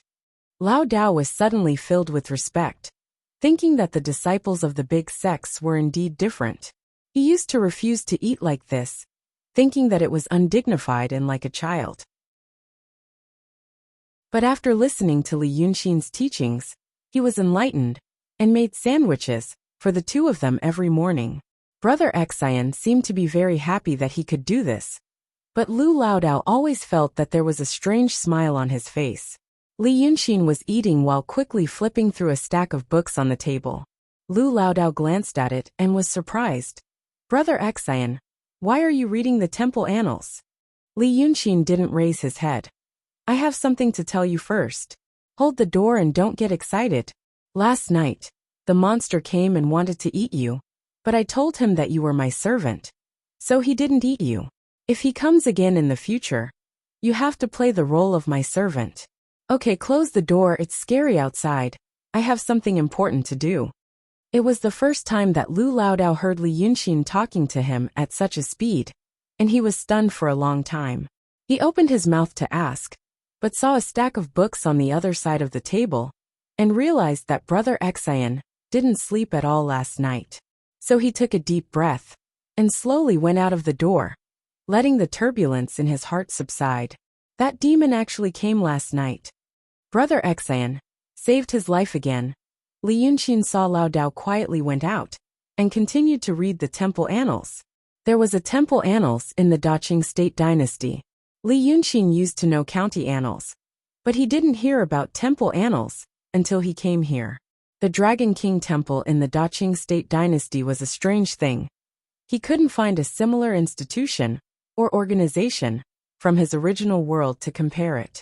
As long as there was land, a temple could be built. Whether it was a collection of money from believers or a big family, after the temple was built, they had to report to the government and explain what it was for. Other temples didn't have any special restrictions, but the Dragon King Temple, there was an obligation. The temple attendant of the Dragon King Temple had to record the rain that year. It didn't mean that he had to record what happened every day, but it was about how many people came to the temple to pray for rain on a certain day. And when it rained, when it was a big event, the temple attendant had to record it. Li Yunxin speculated that it was because the Daqing State Dynasty didn't have a weather bureau. So a master patted his head. Well, let the Dragon King Temple do it. Anyway, it was to pray for rain. But other than that, the temple annals also recorded something else. At some point in time, a certain temple attendant began to record down the number of people who went missing around the time of a certain rain. Once it started, it slowly became a habit, and was kept from generation to generation. Li Yunxin spent the whole night reading through the records of the temple in the past 140 years.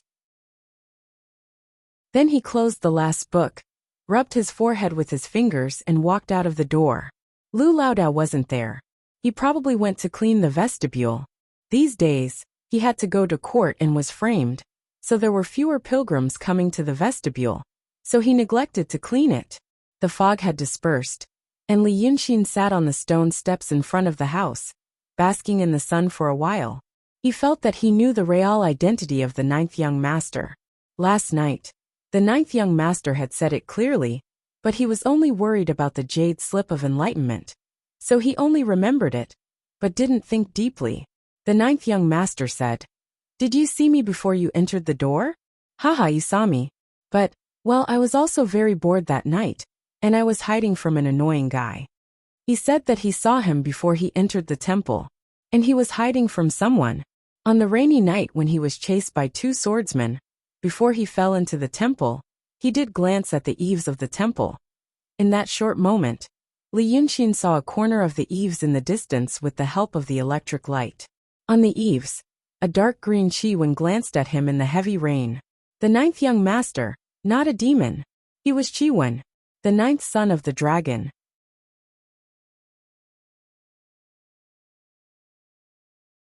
Chapter 57. Although Li Yunxin was already mentally prepared for the things related to fiends in this world, after deducing this fact, she still felt a strong sense of surprise and uneasiness in her heart. The dragon had 9 sons, each different. This meant that the dragon was naturally lascivious. Wherever he went, he would have sex with humans, with all kinds of animals, giving birth to 9 sons with different appearances. The problem was that legends about dragons, phoenixes, and all kinds of famous demons and ghosts had existed a long, long time ago in his previous world. It was so long ago that people couldn't figure out if those magical creatures really existed in ancient times, or if they were just made up by people. So after coming to this world, he could accept the existence of these things. Maybe it was because they were two different planes or dimensions, and because of some rules, they both gave birth to those magical creatures. However, the matter of the dragon giving birth to 9 sons was definitely fabricated, because although the legend of the dragon's 9 sons had a long history, it was recorded in a dynasty called Ming. The emperor was curious about the dragon's 9 sons, so he went to ask his ministers. The ministers also heard of this legend, but they didn't know much about it. Therefore, based on his vague impression, he filled in the gaps in his mind and came up with a few accurate dragon sons. Then this story slowly spread, and everyone knew about it. But the things that were made up in his previous world really existed now. Li Yunxin found it hard to understand. He also faintly felt that something was not right. But this subtle sense of incongruity was quickly replaced by another worry.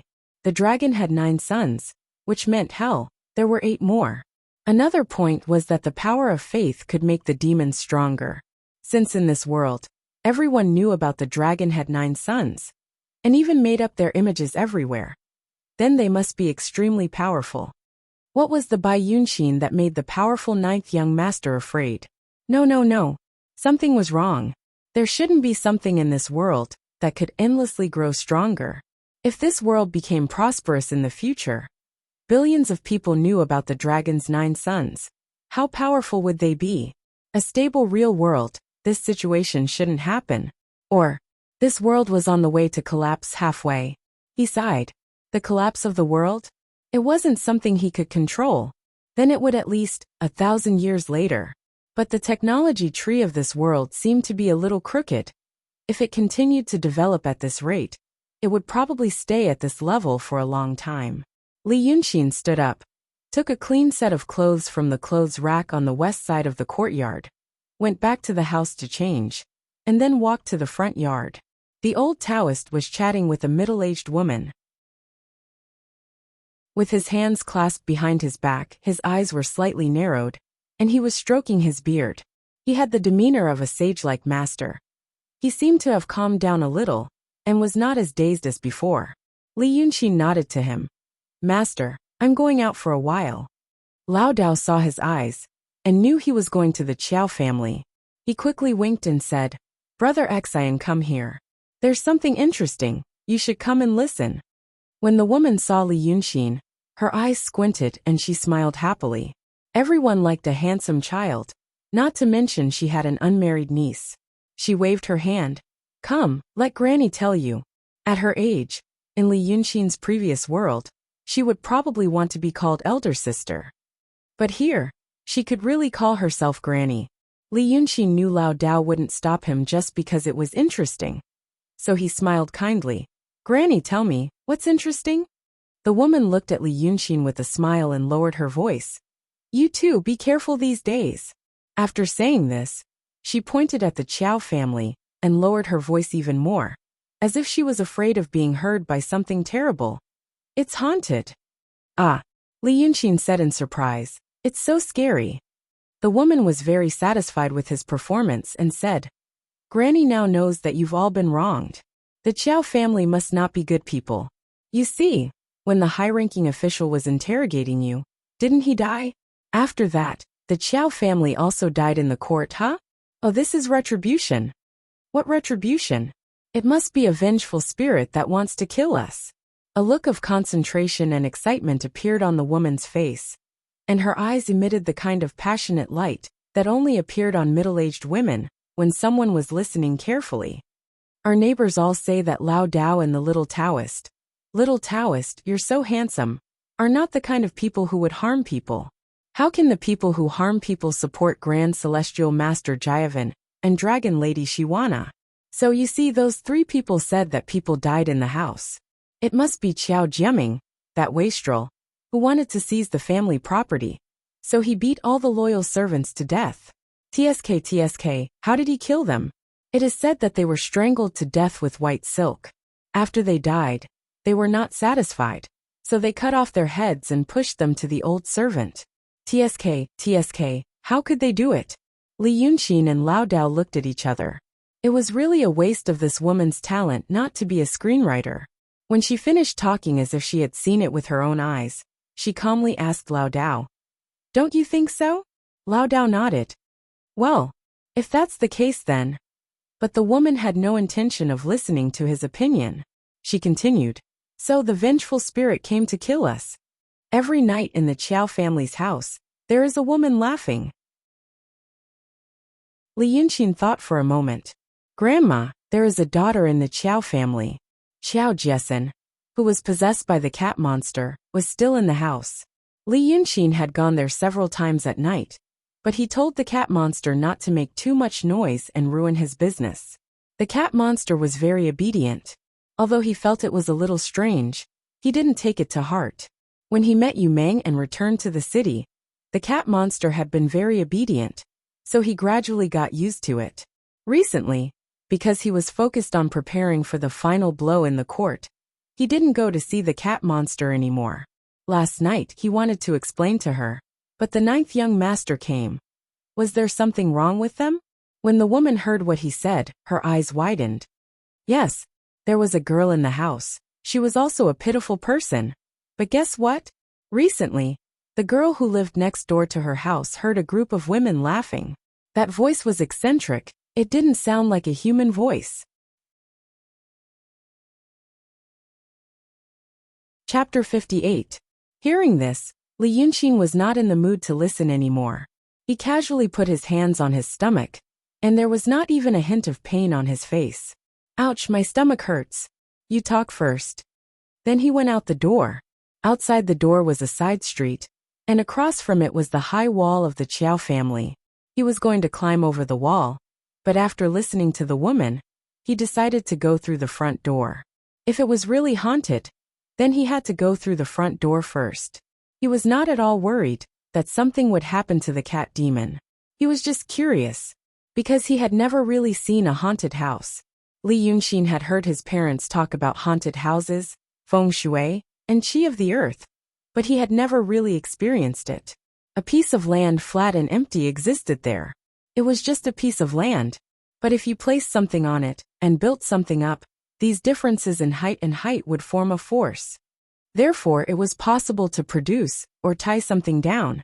Then it would encircle the place, and it would become a system, forming a unique ecosphere. Of course, this was what Li Yunxin called it, because he felt that these 3 words were much more concise than those that were difficult to pronounce, and did not have a detailed definition. In other words, a house with people or a house that was haunted had, in a sense, life and contained some kind of law. Usually, one entered the house through the front door. Therefore, if one wanted to fully experience or observe a possible haunted house, it was best to go through the front door. Li Yunxin thought that this was probably caused by Mrs. Sanhua. But it was a good thing. It was just in line with his curiosity and desire for knowledge. To go around the back to the front door of the Qiao family's house, he actually had to walk a long way. It was about 7 or 8 o'clock in the morning, and there were already many people on the street. With his hands behind his back, Li Yunxin walked briskly for 10 minutes into the alley in front of the Qiao family's house. He did not notice that he was being watched by another person, Qiao Jieming. In fact, it had only been one night, but Qiao Jieming already felt that he couldn't hold on any longer. In the court, Li Yunxin's cruel and evil expression was still vivid in his mind. It was as if the words "none of you can escape" were still ringing in his ears just a moment ago. Talking tough was Qiao Jieming's specialty, but it was usually limited to talking tough. But that Li Yunxin, he really dared to kill people. Thinking of that, he felt cold sweat all over his body. Especially when he saw that Madame Qiao was stabbed to death by a yamen runner in front of him, and he escaped in the chaos. He didn't know how Li Yunxin did it. However, he felt that if he had the chance to do it all over again, he would definitely run as far away as possible. He would never have anything to do with that scary guy. Previously, the bailiffs had been looking for him all over the city, but now they had all stopped. Qiao Jieming only felt relieved, But he didn't know what this meant. Yin Pingji had accepted Li Yunxin's threat and wouldn't protect him. However, this wise idea disappeared after he didn't sleep for a whole night. In order to quench the irritation in his heart, he drank 1/2 kilogram of Maotu. Xiao Jiaming planned to escape from the city of Wei. He needed to get some money. Although the Qiao family was gone, they still had some assets. Not to mention those gold and silver utensils. Just the jewelry and beads of the Qiao family were enough for him to squander for a while. Therefore, Xiao Jiaming wandered around the Qiao family early in the morning. He felt that he had to explore the situation first. He didn't want to run into a few men who were waiting for him and be taken back again. In this way, he saw Li Yunxin. Wine could make him brave, which was good stuff. When he saw Li Yunxin, Xiao Jiaming was squatting behind a century-old locust tree, holding a small rough porcelain wine jar in his hand. The first reaction of seeing him was to shiver and subconsciously want to escape. But this feeling quickly disappeared, and after he drank another mouthful of wine, it was replaced by a surging hatred. Because Li Yunxin didn't find him. He also had times of negligence. He was still a human. He was a human, not a demon, and didn't know any magic. He was just lucky. Well, he killed the prefectural magistrate. As for how he killed him, well, who had the patience to care? He was just lucky. He was still just a mortal. His mind, which was paralyzed by alcohol, skipped a few key facts and only focused on the most clear and intuitive things. Li Yunxin was walking to the Qiao family. He didn't find him. He could kill him. Xiao Jiaming drank another mouthful of wine and threw the porcelain bottle on the ground with a backhand, leaving only a broken stubble. Then, clutching the thing, he stumbled after her. Many people noticed this man who was full of wine early in the morning, but they didn't pay much attention to him. In such an era, the efficiency of information dissemination was still extremely low. Even such a big event as the prefectural magistrate's death, there were still many people who didn't know about it. But another person took a special look at him. This person was a woman who had been standing on the street. In terms of clothes, she was actually very ordinary. She wore a white dress that was common for women in this era and this season, and covered with a light blue chiffon coat. With such a dress, if she held a round fan in her hand, she would be a weak girl from a humble family. But this woman tied a ribbon around her waist, and her whole temperament was raised. She had the tenderness and cuteness of a girl, but also a hint of heroism. Looking at her face again, you would find that she only combed a simple Taoist bun and inserted a wooden hairpin. But 2 strands of smooth black hair hung down from her cheeks, adding a little femininity in her solemnity. As for her appearance, it was hard to describe her appearance. Passers-by could see her face. They would never be disgusted or disgusted by her appearance. But they would never have any shocking or obscene thoughts. It was as if when they saw her, there would be a fuzzy cloud in their mind, blocking the thought of, is this woman beautiful or ugly? Now this woman was standing under a tree on both sides empty-handed, and there was no one around her for a few steps. In this small space, she seemed to be a world of her own. She looked at the passers-by coming and going, and then saw Xiao Jiaming's movement in the distance.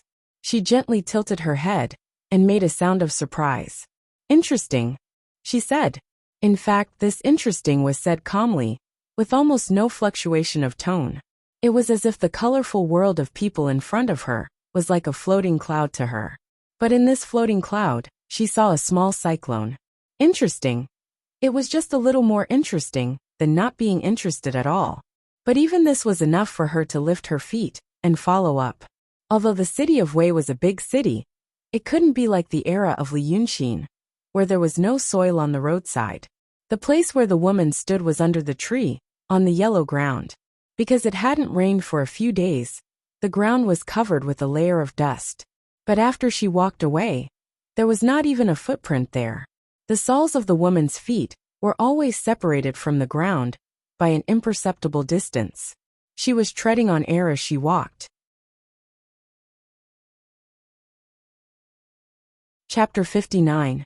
The street in front of Qiao's house was slightly wider, allowing 2 carriages to travel side by side. On the other side of the street was an open canal. The canal was lined with bluestone slabs and planted with some short trees. Li Yunxin didn't know what the name of the tree was, but he saw some thumb-sized red fruits hanging between the tender green branches and leaves, exceptionally attractive. After walking for a few minutes, he could see the cornice of Qiao's house. Along the way, there were some children playing with the red fruits, but as he got closer to Qiao's house, there were no more people. Finally, Li Yunxin stopped in front of Qiao's house and looked inside with his hands behind his back. The black lacquered door was tightly shut. There was a pair of stone lions at the door, and a big flag on each side. On one side was written Wei City's Hongfu Escort Agency, and on the other side was written Wei City's Hongfu Escort Agency. Li Yunxin looked for a while, then walked to the door and pushed it. It opened with a push. It opened without a sound. He glanced inside and frowned. When he sent Qiao Duanhong back, he walked through this door once. If he remembered correctly, there should be a screen wall when he entered from the front door. Now the screen wall was gone, and there was a tree.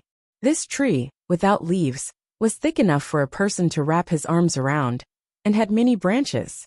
But the bark was extremely smooth, shining like jade. On the branches, it was full of gold ingots. There was no wind, but the shining gold ingots on the tree were flashing, as if tempting people to pick them. There was a demon when something abnormal happened. Li Yunxin understood this. He closed his eyes.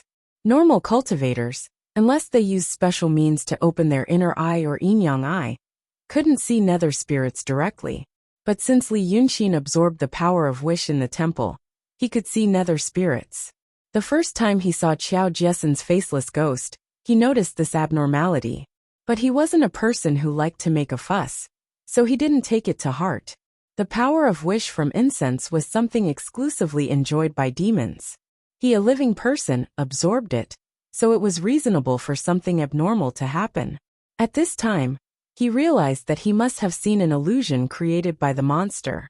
He could see ghosts directly, and when he stepped into the illusions created by the monsters, he could see them more clearly and realistically. This was also the reason why cultivators were reluctant to open the yin-yang eye, because it's easier to be confused. But since he was a cultivator, he naturally had the means to see through the mystique, as long as his realm was high enough. Li Yunxin was at the transcendent state, which was high enough for ordinary ghosts and spirits in the mortal world. So he closed his eyes for a moment and opened them again. The tree full of gold ingots had disappeared. A dried corpse stood upright in front of the screen wall, swaying slightly. Although it was a mummy, it still had eyes. Not only that, but she also had a pair of watery eyes with distinct black and white parts. Because they had no eyelids, they looked like two white, black beads embedded in their eye sockets. They were now staring at Li Yunxin motionlessly. If the dried corpse had more muscles, he would have seen that its cheeks were tightly clenched. Come on, take the bait." Li Yunxin heaved a sigh and closed the door. He took a few steps and kicked it over. He asked, "Did the one inside ask you to guard the door?" The mummy was obviously in a panic. Its big, watery eyes were rolling around, and its whole body was trembling.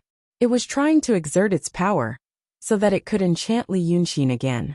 So he unleashed his force. It was indeed the kind of qi of a powerful cultivator that was released by the tiger's body. A cultivator's qi and spirit were always reserved. But it didn't mean that they couldn't release their qi. Suddenly, the dried corpse truly felt the power of a transcendent state cultivator, and it immediately stopped moving. Li Yunxin saw that it was muddle-headed, so he guessed that it was also a small monster that had yet to gain intelligence. He ignored it and continued to walk into the courtyard. Everything was normal as he walked forward, until he passed through the front yard and entered the backyard. As soon as he passed through the moon gate, he heard someone talking. The voice was familiar. It was Qiao Jiesen's voice. The tone was also familiar. It was Mrs. Sanhua's voice. Then he heard her say in a strange tone, 3 views. I will tell you my 3 views. My outlook on life, the world. Values? That's the 3 views. But the 3 views. Bah. Sit tight. I will tell you something. Li Yunxin stood outside the door and listened for a while with his hands behind his back. This cat monster. Or should he say Mrs. Sanhua? She really had some tricks up her sleeve. The first time he met her, she knew about Taoist dancing. Later, when Li Yunxin asked her how she knew about it, she only said that she couldn't remember. The cat monster was using Qiao Jiesen's damaged skin, and she seemed to have some mental problems. Therefore, even Li Yunxin couldn't tell whether she was telling the truth or not. Now that he was listening outside the door, he heard her telling. Because of some accidental opportunities, wild monsters gained some spiritual wisdom, so they had the heart to cultivate and pursue Tao. But the divine heart method passed by the celestial beings was not easily seen, even by the wild Taoists in the secular world, let alone these strange creatures. Therefore, even the most basic method of meditating and refining qi was very precious to the monsters. Some monsters lived for a long time and encountered some opportunities, so they could also figure out some cultivation methods. This kind of monster could impart the method to other monsters. After imparting the method, they would have disciples and grand disciples. They would gather in one place and gradually become more powerful, and they might even cause trouble. What Li Yunxin heard from her was probably the method she figured out herself. It was a little rough, but it was really useful. It was just that this cat monster seemed to remember what Li Yunxin had warned her before. She used the name of 3 grand methods to talk about her own method to some unknown thing. It seemed that in the few days when he wasn't here, this cat monster used some unknown method to gather a group of monsters and became a proper Mrs. Sanhua. It seemed like she was about to open up her own altar. If it was an ordinary cultivator who encountered this kind of thing, they would definitely shout, "How dare you, demon!" and rush in to kill. But when it came to Li Yunxin, he only felt that it was interesting. First, he was influenced by the beautiful legends of Fox Immortal and Flower Fairy. Second, he clearly knew where the upper and lower limits of his ability were. If there was a problem, it wouldn't be too late to deal with it later. At this time, he just wanted to see the scene of demons dancing wildly inside. So he walked to the door of Qiao Jiesen's original bedroom and pushed it open. As soon as the door opened, Mrs. Sanhua's voice came to an abrupt stop. Li Yunxin saw that Qiao Jiesen was sitting cross-legged on a wooden table opposite the door, her neck straight. One hand was placed in front of her lower abdomen, and the other hand was pinching her middle finger and thumb. Holding it in midair, she stared at him. And in front of her, on the ground, there was a red-crowned rooster, a white-furred red-eyed rabbit, a black cat, and a gray mouse lying on the ground. These 4 animals seemed to be fascinated by Mrs. Sanhua's method.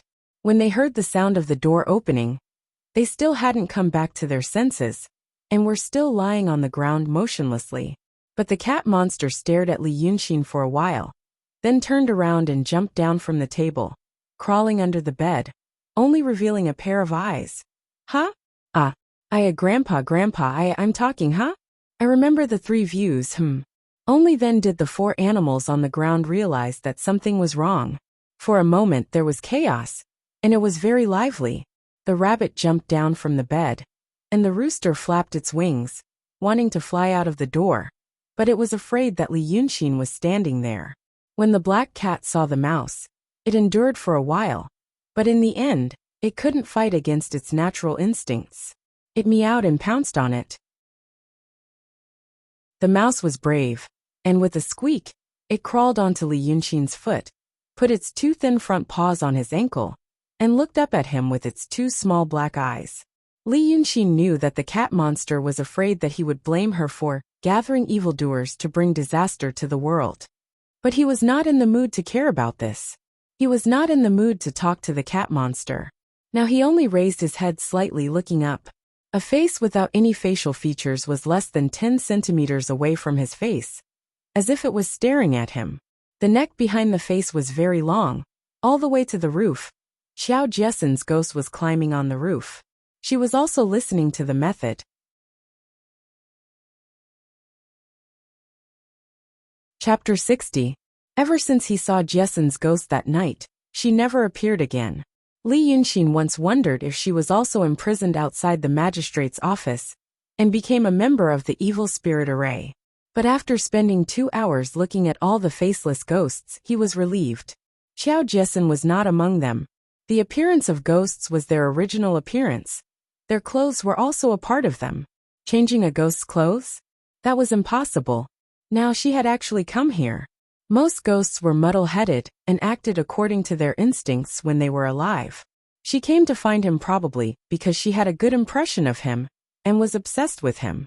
Now that she had come to the cat demon's place, it was probably because her skin was still here. Li Yunxin found it interesting that something like this had happened. He reached out his hand and poked Jessen's face. The ghost's neck suddenly shrank back, and she once again clung to the roof. "Come out. I don't blame you for this kind of thing," Li Yunxin said to the cat demon under the bed. As he said that, he picked up the gray mouse and threw it out of the door. What is this person's title? Most animals that had gained intelligence would also have a vague understanding of their own identities. According to common sense, the cat demon should give them a title when she preached. The cat demon blinked her eyes. Seeing that Li Yunxin was really not angry at her, she rolled her eyes. Title? There is no title? Grandpa gave me a name. Haha, Grandpa gave me a name. Li Yunxin knew what she was thinking. She looked silly like a mental patient. But she was not stupid when it came to big things. If Li Yunxin gave these beasts a name, it would mean that she wasn't angry at her anymore. But the Grandpa made him uncomfortable.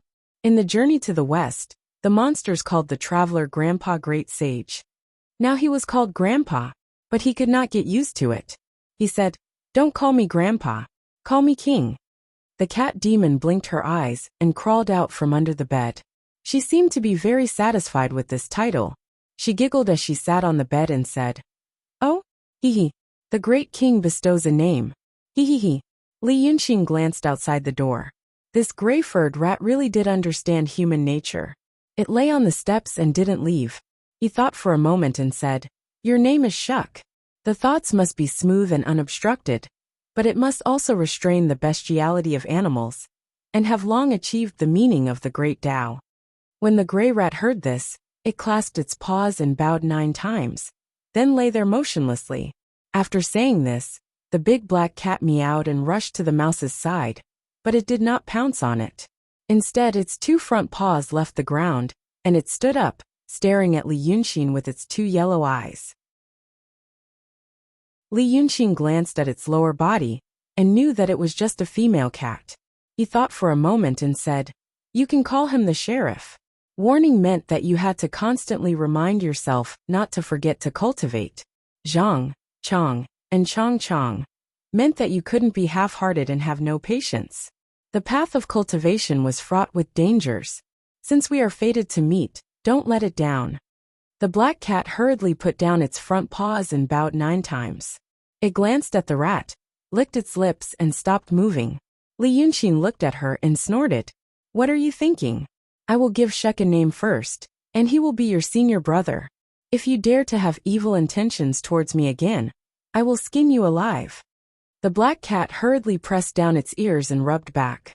Li Yunxin turned his head and pointed at the red-eyed white-furred rabbit. "You do it." The rabbit hurriedly jumped onto the steps. "You are a rabbit, so you will be called CC. 2C. Li Yunxin thought for a moment. G refers to the foundation of the building. You used to be timid, but I want you to be steady in the future, just like CC. The rabbit put up its ears, chewed with its 3-petaled mouth, and also bowed 9 times. Finally, the big rooster trotted over with its head held high. Li Yunxin thought for a moment. "As for you, forget it. Let's call you Shanji. I won't tell you the name first. In the future, when you become a human and someone calls you Brother Shanji, you will understand my painstaking efforts." The big rooster also pecked 9 times. Li Yunxin waved his hand. "Well, when I came here, there was a retarded person following me. I guess he has already entered the door. The 4 of you go to the yard and use your skills. I said that monsters with intelligence are born to bewitch people. I want to see how good you are. Don't kill him. I still need that person." No one knew if the 4 understood Li Yunxin's intention, but they just looked at each other and rushed out in confusion.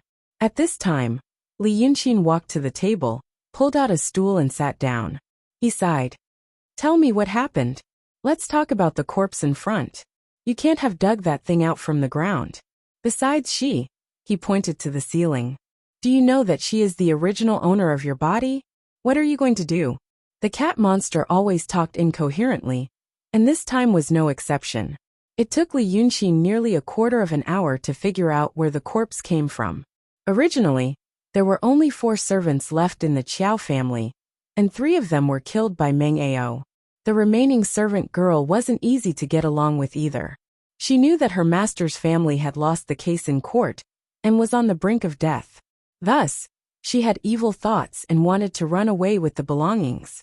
Originally, the cat monster didn't care about these things and only played with people in the house. But the servant girl was greedy and wanted to get the miss. Li Yunxin could understand. In this era, it was hard for a woman to get promoted. She couldn't be an official, she couldn't do business, and there was almost no chance to change her fate. Now that she was involved in this matter, it was hard not to go crazy. So she didn't leave after taking the money. At night, she wanted to take the things that the miss was wearing. Who would have thought that when night came, according to the cat demon, a cloud of mist would roll in and envelop the little servant girl inside. The woman screamed twice and then went silent. The cat monster waited until the cloud flew away before she dared to look. The servant girl had turned into a dried corpse. The cat monster thought that the dried corpse looked cute and wrinkled, so she tapped it and turned it into a demon. At this point, Li Yunxin widened his eyes. Let's not talk about the cloud first. According to the cat monster's description, it shouldn't be the 9th young master, but some demon that passed by. Although it was too much of a coincidence, it was not impossible. In fact, there were some other things that had happened recently, but they weren't the most important. He was surprised that the 3 flower goddesses just poked the mummy's head, and that thing became a spirit monster? He asked about this in detail, but the cat monster couldn't tell him anything. She only said, if you remember, just tap, hee. Most of the time I can't remember. Listening to what she said, it seemed that she had some kind of supernatural power that he didn't know about. But now she lost her mind and was in a trance, sometimes not. Chapter 61. This Mrs. Sanhua made Li Yunxin feel that things were not that simple. He put it aside and asked Xiao Jiesin. In fact, they couldn't get anything out of her. The faceless ghost was muddle-headed, although it was easier to communicate with the 3 flower goddess, because they were both not very smart. They didn't actually say any earth-shattering secrets. She was frightened a few days ago, so she ran away. She couldn't tell what she was frightened about. Li Yunxin looked up at Jiesin on the roof, thinking about how to deal with her. Just at this moment, she saw Qiao Jiaming smiling with a crooked mouth, drooling as he stumbled into the backyard. The broken wine bottle in his hand was nowhere to be seen. His eyes were blank, obviously bewitched. Li Yunxin was in the house, but he pretended not to see him. He ran a few steps with a strange smile, saw an old tree in the yard and pounced on it. He pounced on it, hugged it, took off his pants, straightened his waist, and pierced between 2 branches of the old tree, doing it. The bark of the old tree was rough, and Xiao Jiaming used a lot of strength. After a dozen or so times, his lower body was already a bloody mess. Everything happened so fast that Li Yunxin was dumbfounded. Seeing this, the cat demon laughed and clapped her hands.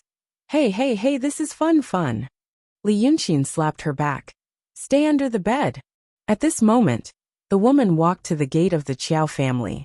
The sky suddenly turned dark. Of course, this was how she felt. A moment ago, it was warm in the morning, and the next moment, it was midnight. But although it was midnight, it was not particularly dark, because a series of big red lanterns were hung in front of the Qiao family's gate. The warm and festive light dispelled the fear brought by the darkness. She was standing at the gate, but she could already hear the faint laughter inside. It was the laughter of young girls, 3 or more. There was also the smell. It was like the smell of a wedding in a rich family, the smell of wine, meat, and firecrackers. Everything indicated that it was the wisest choice to walk into the mansion at midnight. There would be a soft and dry bed, or a charming and lovely maid. The woman thought for a moment, then really walked in.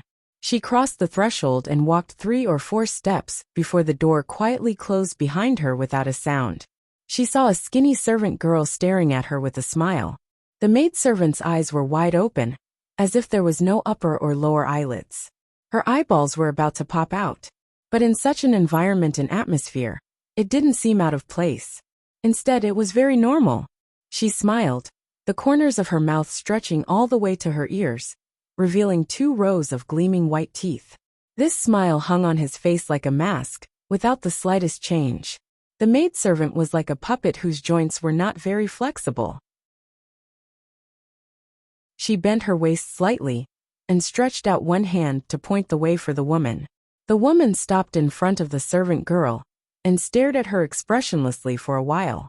Then, she shook her head slightly and walked in the direction that the servant girl pointed. In the night, the entire Qiao family's courtyard was lit up. Kongming lanterns floated in the sky. Candles and incense sticks were placed beside the pond and on the rockery. White paper money floated in the wind on the branches, but under the yellow light, it forced out the aura of wealth. The woman walked a few steps and heard a man's laughter in the wind. A man in colorful clothes walked towards her with his hands behind his back, his head held high, and a smile on his face. The man's steps were vigorous and light, as if he was stepping on extremely elastic cotton. His hair was combed into a high bun, tied with a large red silk bun, fluttering in the night wind. It didn't fall down even when it was in midair. As for his face, he had huge yellow lips. It almost took up half of his face. His lips were smooth and glossy, as if they were oiled. But this man's appearance, in such an environment, didn't seem out of place. He reached out a hand to the woman. The woman hesitated for a moment, then took his hand. The man let out a clear and resounding chuckle, then pulled her to the backyard even faster. As they neared the backyard, the sound of laughter and heavy breathing became even more distinct. After passing through the moon gate, the woman saw the source of the sound. She saw a naked woman lying on a stone table with her legs propped up high, and a man, like a bull in heat, was grabbing the woman's ankle, doing his best to shake it. The woman stopped, slightly frowning. The man beside her gently let go of her hand and began to take off his colorful clothes. The woman frowned as she looked at him, then turned her head and looked forward. In the night, in front of her was the door to the inner chamber. The door was also hung with lanterns. 2 stone stools were placed on the steps in front of the door. One of the stools had a blood-red mist, and the other had a writing brush. The woman stared at the 2 stone stools, frowned, and said, "Why did you harm him?" When the woman walked in, Li Yunxin was about to kick Qiao Jiaming away. He could not be bothered to see what kind of bewitchment this rotten person had. He only felt that the 4 new names he had bestowed were really good at playing. Animals were not very perceptive, but this did not prevent them from using their keen instincts to sense what you wanted the most, and then let you see them. In fact, whether you were an abstinence or a Taoist, the instinct to reproduce had always been hidden in your body and genes. These monsters used this matter to make a fuss, and it could be said that they had accidentally guessed correctly. When Li Yunxin saw this woman, he also frowned and stood in place. Most people who were bewitched by ghosts would be delirious. A cliff was right in front of you, but you only felt that it was a small ditch, and you could cross it with a step. But this woman, her eyes were very clear. He only had time to think about who this person was, why she had come here, and what was unusual about her body, when he saw her turn her head, stare at him, and ask, "Why did you harm him?" As soon as this sentence came out, the woman, the stone table, the lamp, the paper money, the man in colorful clothes, and the night faded without a trace in an instant. Qiao Jiaming was stunned for a moment, and finally saw the tree in front of him. But before he could think about the question of, where did the beauty go, and why am I here? A huge tidal wave of pain swept over him, violently spreading from his lower body to every corner of his body. The extreme pain prompted a miserable howl, but as soon as the howl reached his throat, it was blocked because of the spasms caused by the pain. He knelt on the ground and covered his lower body with his hands. In his blurry vision, he saw the figures of Li Yunxin and another woman. He subconsciously wanted to pounce on Li Yunxin, but because he staggered, he slanted towards the woman. But the woman did not dodge. She only frowned at Xiao Jiaming's bloody lower body and raised the middle and index fingers of her right hand, writing something in the air at a speed so fast that it could not be seen clearly, and then pointed at him slightly. With a bang, Xiao Jiaming's whole body turned into a pool of blood, splashing over half of the courtyard. Li Yunxin frowned and sighed. "Miss, you killed my test subject just like that." But the woman did not answer him, and only asked, "Which sect are you a disciple of? Why did you harm people?"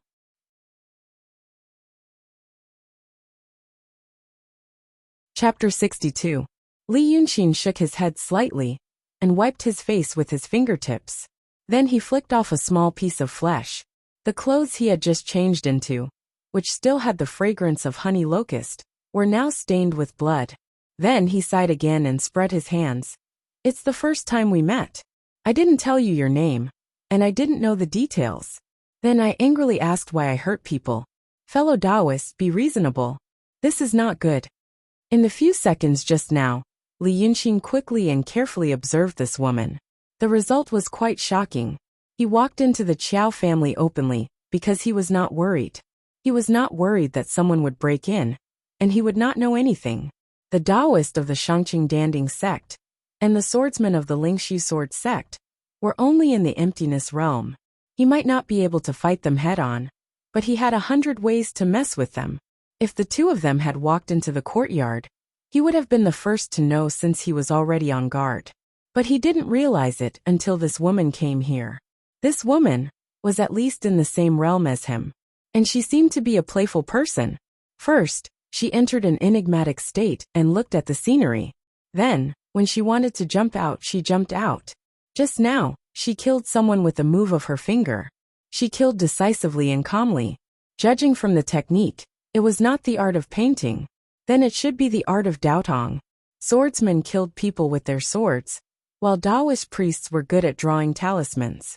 When one's cultivation reached a high level, he could draw some simple talismans out of thin air with spiritual power, just like what she did just now. Li Yunxin wanted to see her expression and capture her thoughts. But with just a glance, he realized that this woman did something to his face. He could see her face clearly, but he couldn't see her face clearly. It was as if there was a cloud of fog in his head. It was probably some kind of magic treasure. His parents told him about magic treasures, but this was the first time he saw one. This was normal. Since there was the word treasure in magic treasures, they must be rare. If any cultivator could have one or two of them, they wouldn't be called magic treasures. Therefore, he could only read this woman's words, tone, and body movements. The first conclusion was that it was okay. He wasn't a pervert with antisocial tendencies, and could barely be classified as a normal person. Of course, he couldn't rule out the possibility that he was a deeply hidden pervert. He said this sentence calmly and confidently, without the panic of using witchcraft to harm people, but being seen through by fellow Taoists. The woman frowned slightly, looked at him for a while, and said in a low voice, "Interesting." Li Yunxin rolled his eyes. The ninth young master also said that he was interesting, and so did Bai Yunxin. The woman said he was funny again. If it was the first time he met her, he might have felt that she was an unfathomable master, and trembled with fear. However, after meeting monsters like the ninth young master and Bai Yunxin, these human cultivators, there was no pressure at all. He pointed at himself. "I am Li Yunxin. How should I address you?" A second later, the woman straightened her chest imperceptibly and tilted her head back slightly, which meant that she was in a more formal mood. "I am Ling Kongzi, the head disciple of the Langya Grotto Heaven." She hesitated for a while, and added in an inexplicable and imperceptible happy tone, "You can call me Lu Ling when you are in the secular world." Caught it. It was just a little emotional fluctuation. A head disciple of the Langya Grotto Heaven, who would find anything and everyone interesting. A noble identity. There were a total of 18 grotto heavens in Daotong.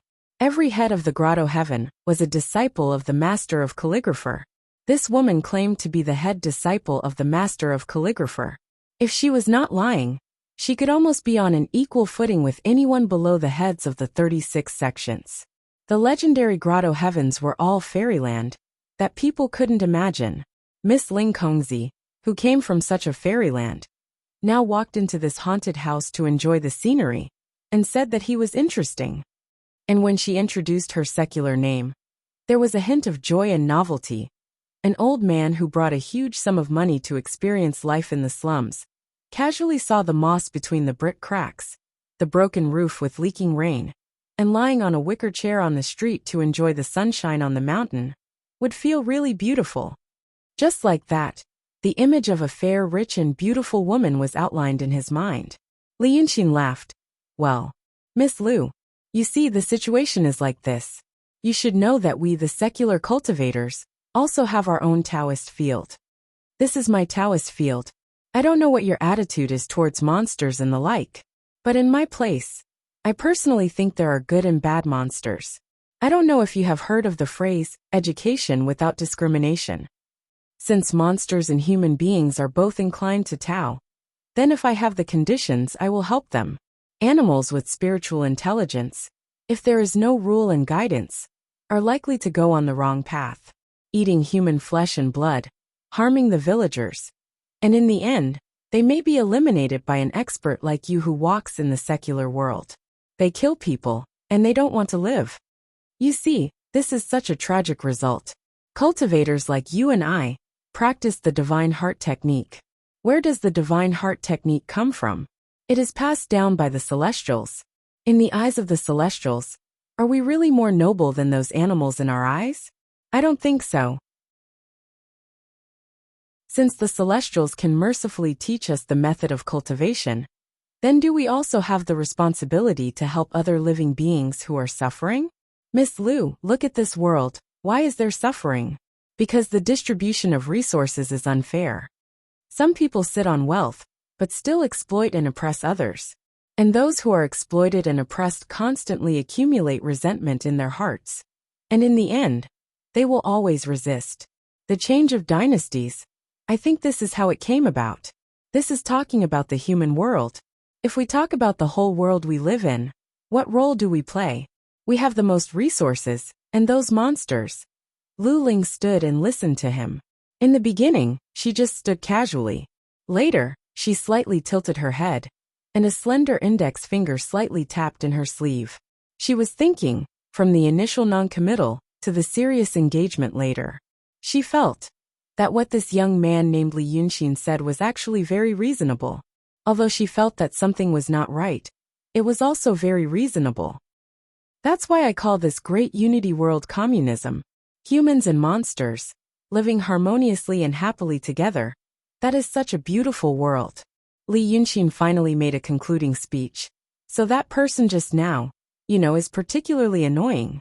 Why did I say he was a test subject? I originally wanted him to try to get along with these little monsters who have just gained spiritual intelligence. In the end, what he did, you also know. You are a good person. Lu Ling interrupted him. No need to explain. Li Yunxin's eyes widened. He heard Lu Ling continue to say lightly, what you said may not be the truth, and what you did here may not be as honorable as you said. But you can actually say such insightful words. Let's not talk about whether the doctrine is right or not, but you must have thought about it carefully. People who think about these questions are not bad people. You are a person with a very kind heart. She used an unquestionable tone to define Li Yunxin, and then turned to leave. Since you said it is your Taoist field, then it is your Taoist field. I will go back and think about your words carefully. If there is anything I don't understand, I will ask you. Li Yunxin blinked and stared at her for a while. When she was about to walk out of the Moon Gate, he couldn't help but ask, Miss Lu, what are you doing in the city of Wei? Lu Ling stopped in his tracks and turned around to look at him. Dao Xian, she said. I am looking for Dao Xian.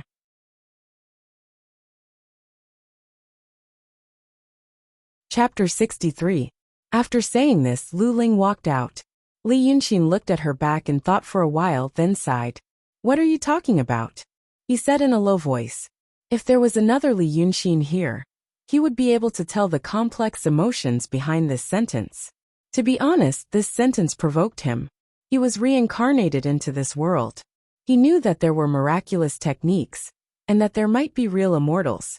Fortunately, his parents were both powerful cultivators. He didn't know how powerful they were, but now he knew that they were at least above the transcendent state. Therefore, he could learn the Tao of immortals from them, from two experienced cultivators. He didn't take many detours and he was smart. Therefore, he reached the transcendent state when he was a teenager. He didn't think this state was that great when he stayed in the village, but now that he was in the mortal world, he knew where he was. Song Yunzi and Pun Nanzi, who were very powerful in the city of Wei, were only emptiness realm cultivators.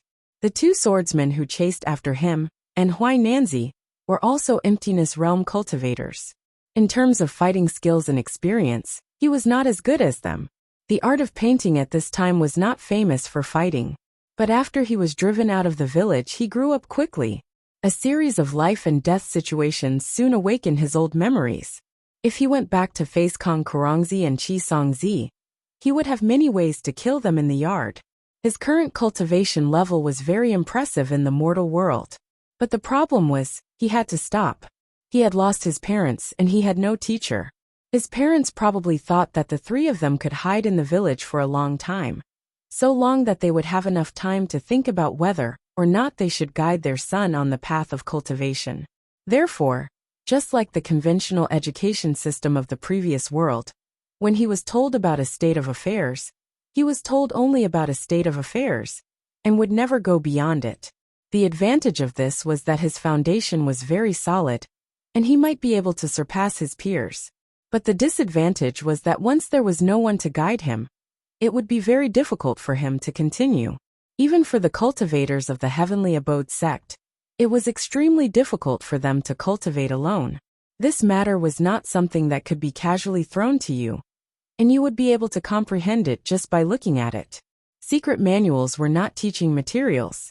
From the day he was taken out, he had been on guard against the possibility of someone with bad intentions getting his hands on him.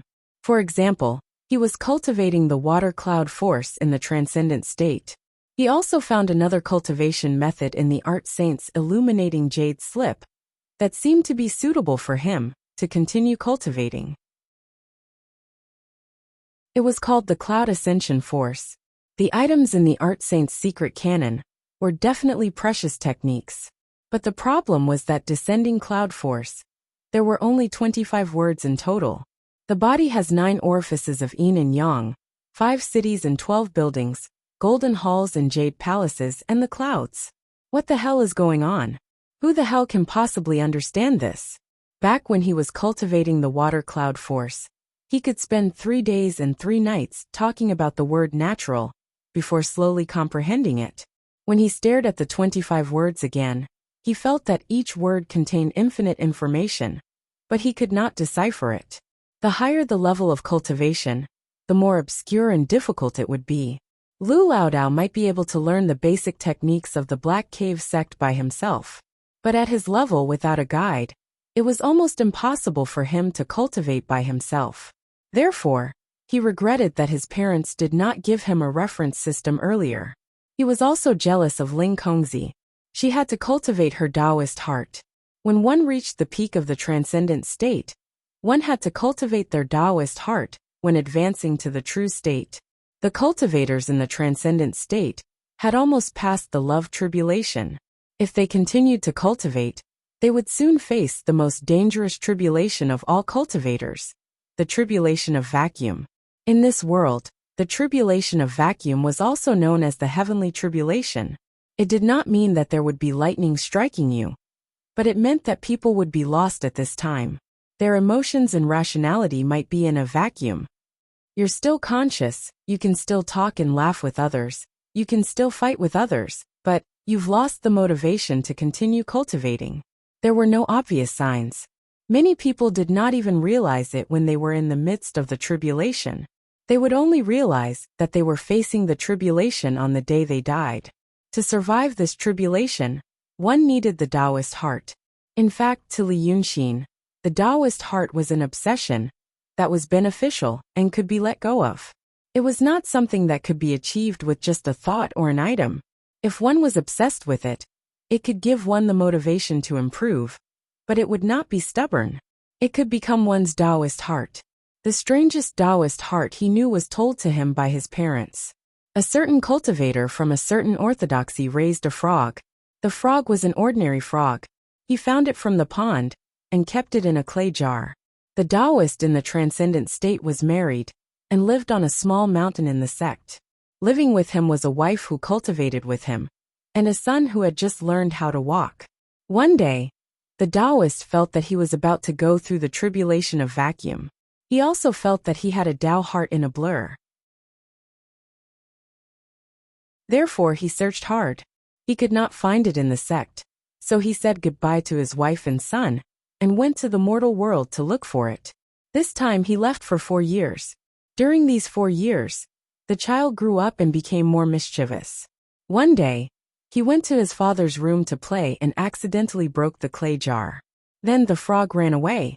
The child was afraid that his mother would scold him, so he went to catch the frog, but he accidentally strangled it to death.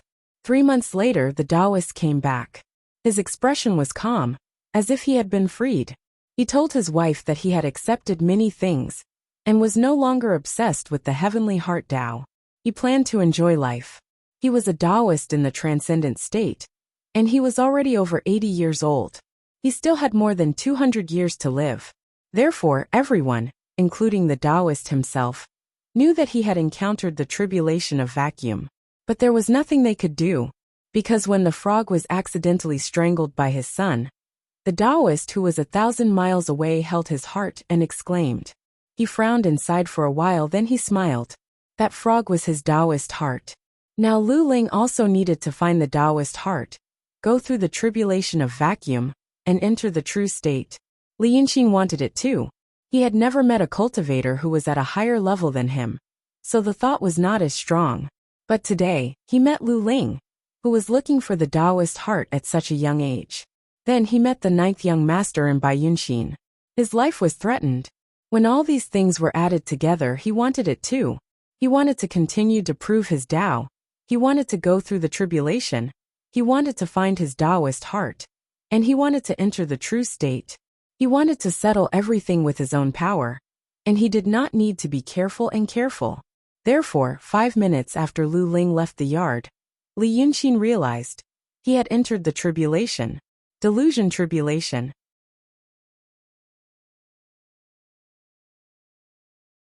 Chapter 64. Most of the bitterness in life came from 3 things: separation from love, resentment, and unattainment. For ordinary people, there was no way to get rid of these things. No one could do what they wanted. People would praise them for being able to endure these things and act like they didn't care. However, for cultivators, especially those with higher levels, the resulting stubbornness would bring serious consequences. Cultivation was not something that could be done in a day, and it was not something that could be put down easily. Something he was familiar with in his previous world, for example, would be working out. Ordinary people were those who never worked out. But when they walked, ate, and got out of bed, their bodies would slowly grow and become stronger. Cultivators were a bunch of fitness freaks who didn't even look at girls in the eyes and only cared about their muscles. They put in a lot of effort and quickly gained strength that was stronger than ordinary people. But if one day he felt that he didn't want to work out or cultivate anymore, he would give up his annual card and become a nerd. He was still exercising. He walked around and reached for the instant noodles on the bedside table. He was still exercising. It was a subconscious process for cultivators to meditate and refine their bodies.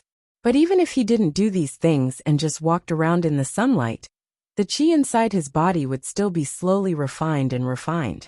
This meant that once a cultivator entered the tribulation, he couldn't temporarily stop cultivating to avoid the danger.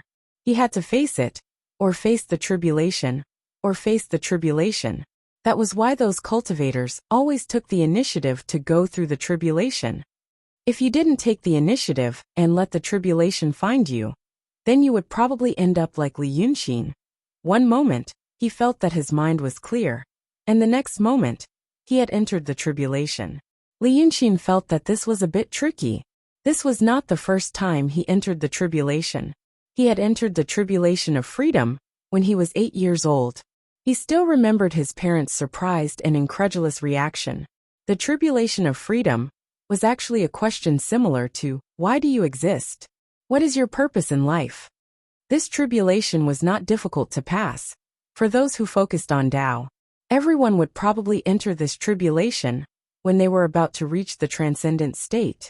But the problem was, Li Yunxin was 8 years old at the time, and he had just reached the emptiness state. To say that he was wholeheartedly focused on the Tao. As a child, he knew nothing but Tao. Of course, that was his parents' opinion. At that time, Li Yunxin really didn't have any thoughts of focusing on the Tao. Perhaps because of his special identity, this tribulation came strangely. It was also because of his special identity that he survived that tribulation. It was just that the method of transcending the tribulation wasn't what his parents thought it was. Now that he had entered the delusion ordeal, because he couldn't get what he wanted, he knew that he was in big trouble. In fact, he always had a thought: this tribulation, to put it bluntly, was the influence of one's mind on the process of cultivation. Perhaps people could control their active consciousness, but they could not control their subconscious. Therefore, unless the problem was completely solved, they would not be able to pass the tribulation. If he could clear his subconscious related to tribulation in a certain way, this tribulation would probably be destroyed artificially. But he couldn't do it yet. Psychology was an extremely complicated subject, and he believed that no one in history had ever been able to do it. Therefore, he had to pass the tribulation. His life was threatened by the ninth young master and by Yunxin. Then he saw Lu Ling and was stimulated, so he wanted to become stronger. A desire that wasn't so strong could be considered as motivation, but a desire that was too strong was delusion. His desire came from his sense of security when he was threatened, as well as his understanding of himself that was different from that of ordinary people. If any ordinary cultivator in this world encountered such a situation, he would probably be more afraid, and there would be no tribulation. But for him, fear might exist, but it only fueled his desire to fight. His temperament, formed by the experience of 2 lives, made it impossible for him to lower his head and submit. Maybe he could pretend to be courteous, but he could never be tamed in his heart. Therefore, there were only 2 ways to pass this tribulation: touch the threshold of the true state, and find his own Taoist heart, or eliminate the threat. Compared to the former, the latter was more risky.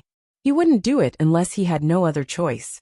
He didn't have the confidence to kill a big demon, like the ninth young master, with his current strength and resources. He wasn't in a game, and he wasn't one of those spectators who watched other people's lives. He only had one life. Only an idiot would risk his life when there was still room for negotiation. He decided to choose the former for now. He thought he had a shortcut, the power of incense. Maybe with the help of that, he could quickly remove the restriction, and then break through to the true state. He stood in the vestibule and thought for a while, then turned to look at the cat demon, Jia Xian, and the 4 people in the yard. He frowned and thought for a while about the recent events, and the people he met, and gradually put the thousands of things together. He felt that he needed a net. It was a web that connected many things together. Some lines and dots could already be seen clearly. Some key points were still vague, but he felt that he could find an opportunity to pull them out. Without a guide, he had to face this tribulation alone. It was a bit tricky, but Li Yunxin believed that he could handle it. After a while, he heard the sound of firecrackers in the back street. It was the whip he bought with Lao Dao yesterday. In a few days, this news would spread, and people would say that he and Lao Dao were innocent. It was actually a good thing that people nowadays believed in the power of the government and authority. For example, that Lao Dao and the little brother came back safe and sound after going through the lobby. That would prove his innocence more than anything else, at least in the eyes of those people. That's good, I'll have the power of prayers. Li Yunxin turned around, intending to leave from the back door. But he only took 1 step before he stopped. He turned around and frowned. "Why is it so lively today?" he said in a low voice. Someone came in from the front door. Li Yunxin jumped onto an old tree next to the rockery and stood on a branch as thick as a bowl. He had good eyesight, so he could see two people and a horse at the front door. The man and the horse were familiar. Li Yunxin frowned and thought for a while, and then he remembered. Yesterday afternoon, when he walked home, he told Lao Dao how he killed Madame Qiao. When he rested on the stone bridge, he saw a man in black with a knife and a black horse walking slowly. Now there was an old man sitting on the horse of the man in black. Li Yunxin had never seen Meng Ao, but he could guess that it was him judging from his spirit and the newly wrapped wound. He thought for a while and said in a low voice, "Tell the one at the door not to make trouble and let them in." Now he welcomed all variables and accidents. He could use it to weave a net.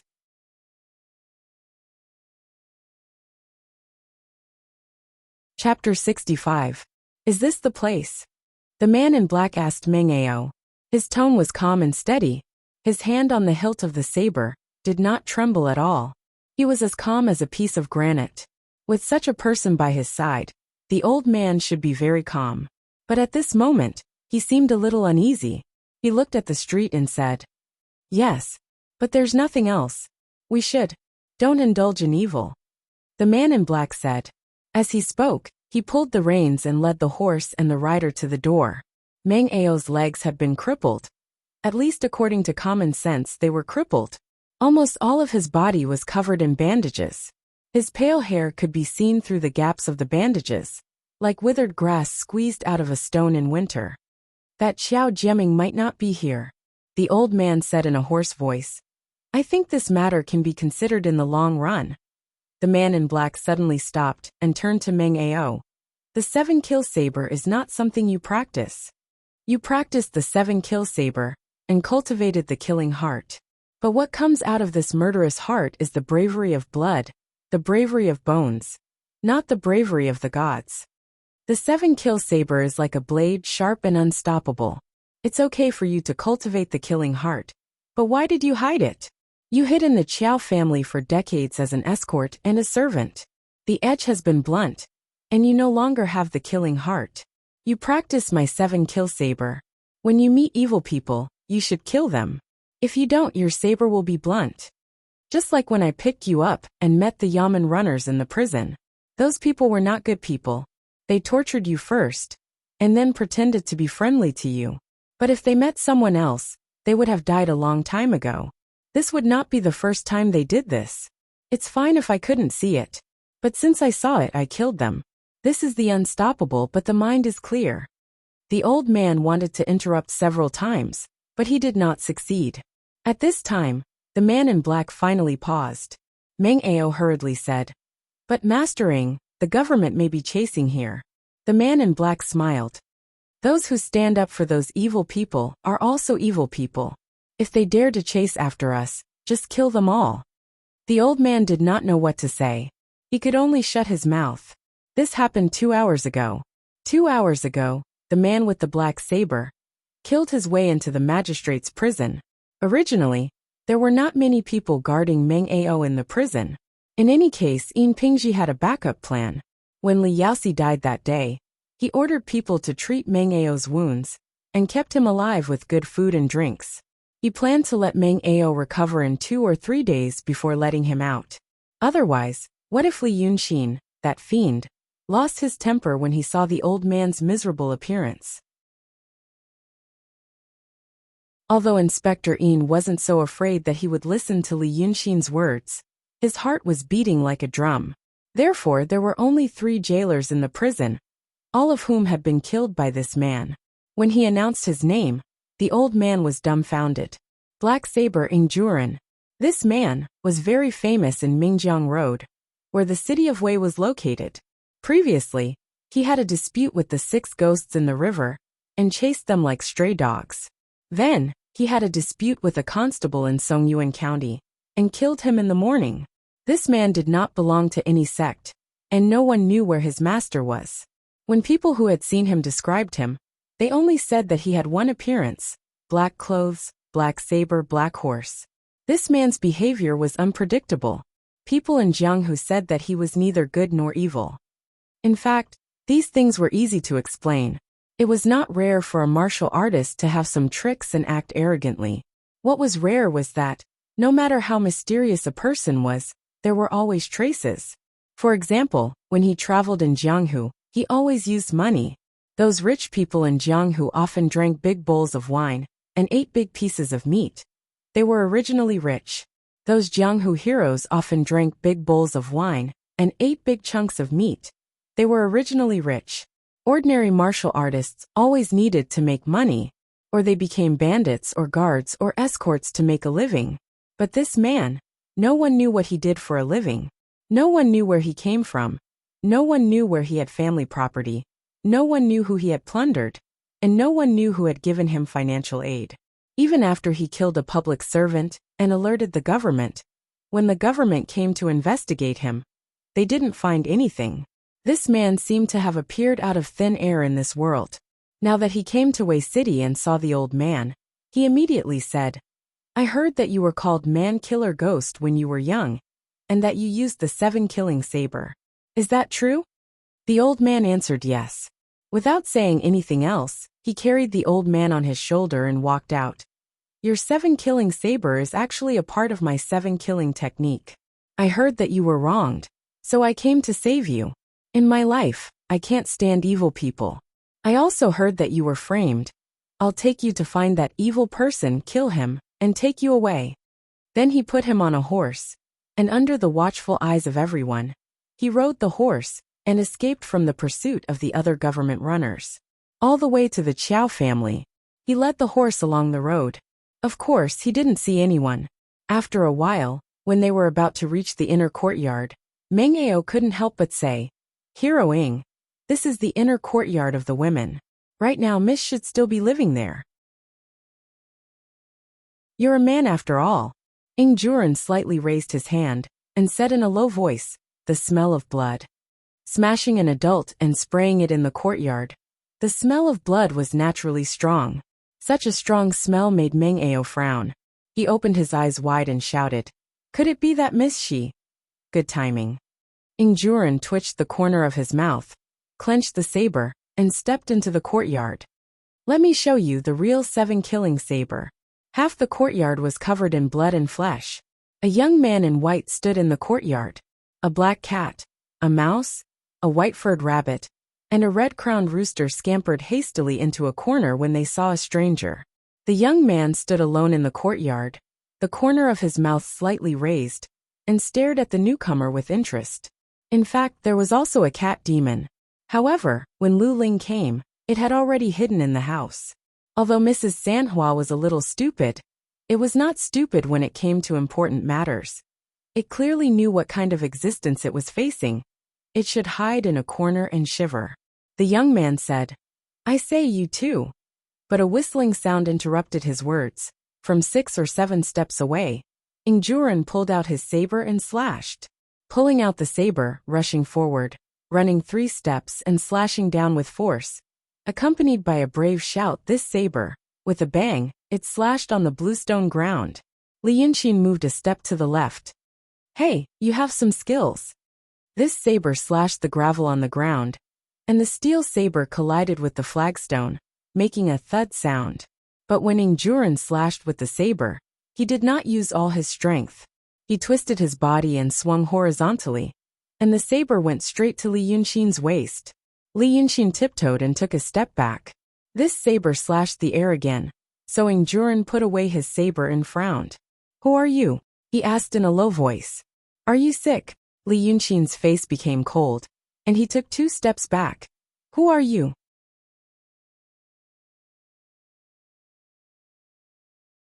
Chapter 66. At this moment, the horse carrying Meng Ao also entered the courtyard. The old man on the horse had never seen Li Yunqin before, but at least he had seen Qiao Jiaming.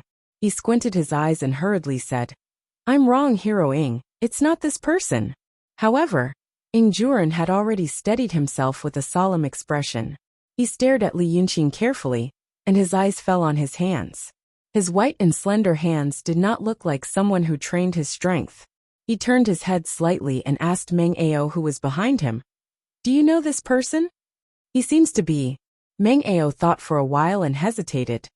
"The newly accepted Taoist child of the old coffin in the Dragon King temple?" "Taoist child. Ing Juren pondered for a while and looked at Li Yunxin. Saying that he's a Taoist child, it makes sense that he has learned the lightness skill. Good. Today, I'll show you how to defeat 10 people with brute force. Seeing that he was about to draw his saber again, Meng Ao hurriedly said, If it's not Xiao Jiaming, why do you still want to kill him? Because he deserves to be killed. Ing Juren took a deep breath and slightly relaxed his hand. I said before that you hid your strength until your saber became blunt. Now look at yourself. When you were young, would you hesitate like this? This person may be innocent, but if he stands in your way, he is not innocent. If you don't kill him, your edge will become blunt. If your edge becomes blunt, it will be difficult for you to improve. How can you draw a sharper saber, kill more evil people, and save more innocent people? He stared at Li Yunxin. Therefore, if you kill him today, you'll save the people in the future. Although he's dead, he should feel that his death was worthwhile. Meng Ao stared at him and was momentarily speechless. Li Yunxin's face was originally gloomy. He was very displeased with this person, who drew his saber without saying a word. But after listening to what he said today, the haze on his face was completely gone. This person is interesting. To be able to say such nonsense so confidently and confidently, this guy had already constructed a worldview system in his own heart that he firmly believed in without a doubt. Even in his previous life, there were so many people with so many psychological problems. Such a person was also a rare treasure. Li Yunxin widened his eyes and stared at him. He felt that the annoyance he had felt when he realized that he had entered the delusion ordeal was gone. It took a lot of effort for him to restrain himself from laughing out loud. He took a deep breath and said, Your Excellency, you mean to say? For example, you treat me as someone who deserves to be killed, but you can't kill me. After that, I realized that I had made a mistake, and I immediately felt very upset and confused. Sir, because your thoughts are not clear, you feel that this little setback will affect your achievements on the martial path. So, you decided to kill me to fulfill your wish. Who told you to mistake me for someone else? Is that what you mean? Ing Juren slowly took a step forward and gripped his saber in a very strange posture. He stared at Li Yunxin like a poisonous snake about to pounce. He nodded. You are a clever young man. I thank you in advance for all the people I will save in the future. Heavens! Li Yunxin rubbed his forehead. I'm so curious how you formed such an unbreakable worldview. And then, before he could finish, Ing Juren had already pounced on him. This time, Li Yunxin could see that he had used all his skills, experience and strength. Li Yunxin didn't have much experience fighting martial artists of the pugilistic world. The most skilled martial artists he had seen were probably those few swordsmen. The 6 ghosts of the river, who had taken the pill provided by cultivators that could stimulate their potential, could single-handedly render the people of the escort agency helpless. And now, Li Yunxin saw that Ing Juren's skills were probably above those people's. He might already be a first-class martial artist in the pugilistic world. Now his slash seemed to carry the force of 1,000 caddies, making the air buzz. Before he even touched Li Yunxin, he already felt pain on his face, as if he had stuck his head out of the car window, and the oncoming gale slapped his face. Ing Juren's slash seemed to have sealed off every corner around him. No matter where Li Yunxin dodged, he would have a follow-up move. He would immediately change his direction and force him into a dead end. There was no way to dodge. He could already see the shining edge of Ing Juren's saber, and the blue veins popping out on his forehead. So Li Yunxin slapped the saber that was coming at him from the side. The saber that was about to hit his forehead flew out with a buzzing sound, and deeply embedded itself into the trunk of an old tree. This force came so violently and quickly, that before Ing Juren could let go, the handle of the saber had already escaped from his palm. The violent force instantly tore the web between his thumb and index finger, and even his body was dragged to the side. He fell to the ground with a thud and slid 2 or 3 steps away. Li Yunxin retracted his hand and nodded to Meng Ao, who was stunned on the horse's back. Look, this is one man's strength against 10 men. Martial artists. Even the internal energy and reaction speed of a first-rated warrior. How could it compare to the spiritual energy in his whole body? Ing Juren was stunned on the ground for a while before he came to his senses. He immediately rolled over and stood up. When he realized that Li Yunxin had no intention to follow up with another attack, he clenched his fists and said with a trembling voice, "Your Excellency, who are you?" But Li Yunxin only put his hands behind his back and looked at him with interest. "I won't kill you. You can leave." Black Saber Ing Juren frowned and looked at Li Yunxin warily, then glanced at Meng Ao. Li Yunxin felt that he was probably saying, "Didn't you say he was just a Taoist child?" Meng Ao looked at Li Yunxin in a daze, then looked at Ing Juren and blinked blankly. He was probably saying, he smiled again, "You're interesting. I really won't kill you. You can leave." Ing Juren stared at him for a while, then slowly walked to the tree with extreme caution and pulled out his black saber, enduring the pain. Then, holding the saber, his eyes never left Li Yunxin's body. He walked to the side of the black horse and held the reins. Li Yunxin waited in his heart for a while, and that Meng Ao finally spoke. "Heroing this, what about this? Sharpness is indeed important. But if you lose your life, how can you talk about sharpness?" Ing Juren stared at Li Yunxin and tentatively took a step out of the moon door. Li Yunxin did not move. "You and I still have to kill more evil people and save more innocent people. Although this person blocked the way for a while. When I swung my saber just now, my momentum, intent, and chi had all reached the peak. My thoughts were already clear. Why do I have to chase after him and cling to that thought? My sharpness has actually penetrated him. This is killing intent, killing intent." As he spoke, he straightened his shoulders and regained the solemn aura from before. After taking 2 more steps, he finally disappeared outside the moon door. Li Yunxin heard 3 hurried footsteps. The sound of someone turning over and getting on the horse, the sound of someone shouting at the horse, and the sudden acceleration of the horse's hooves. This person was really interesting.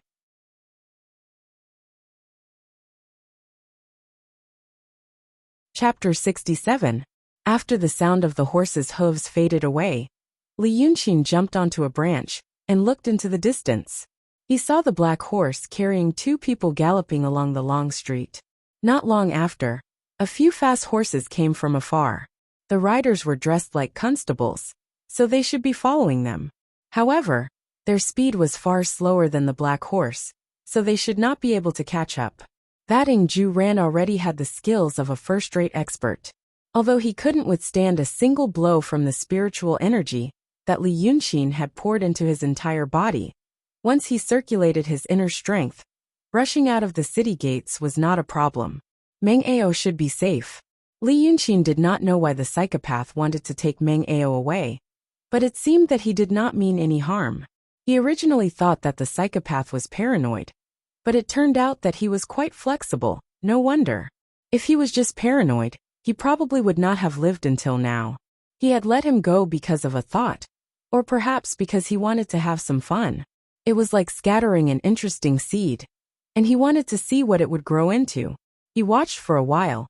Then he turned around and saw that there was another person at the gate of the Dragon King Temple.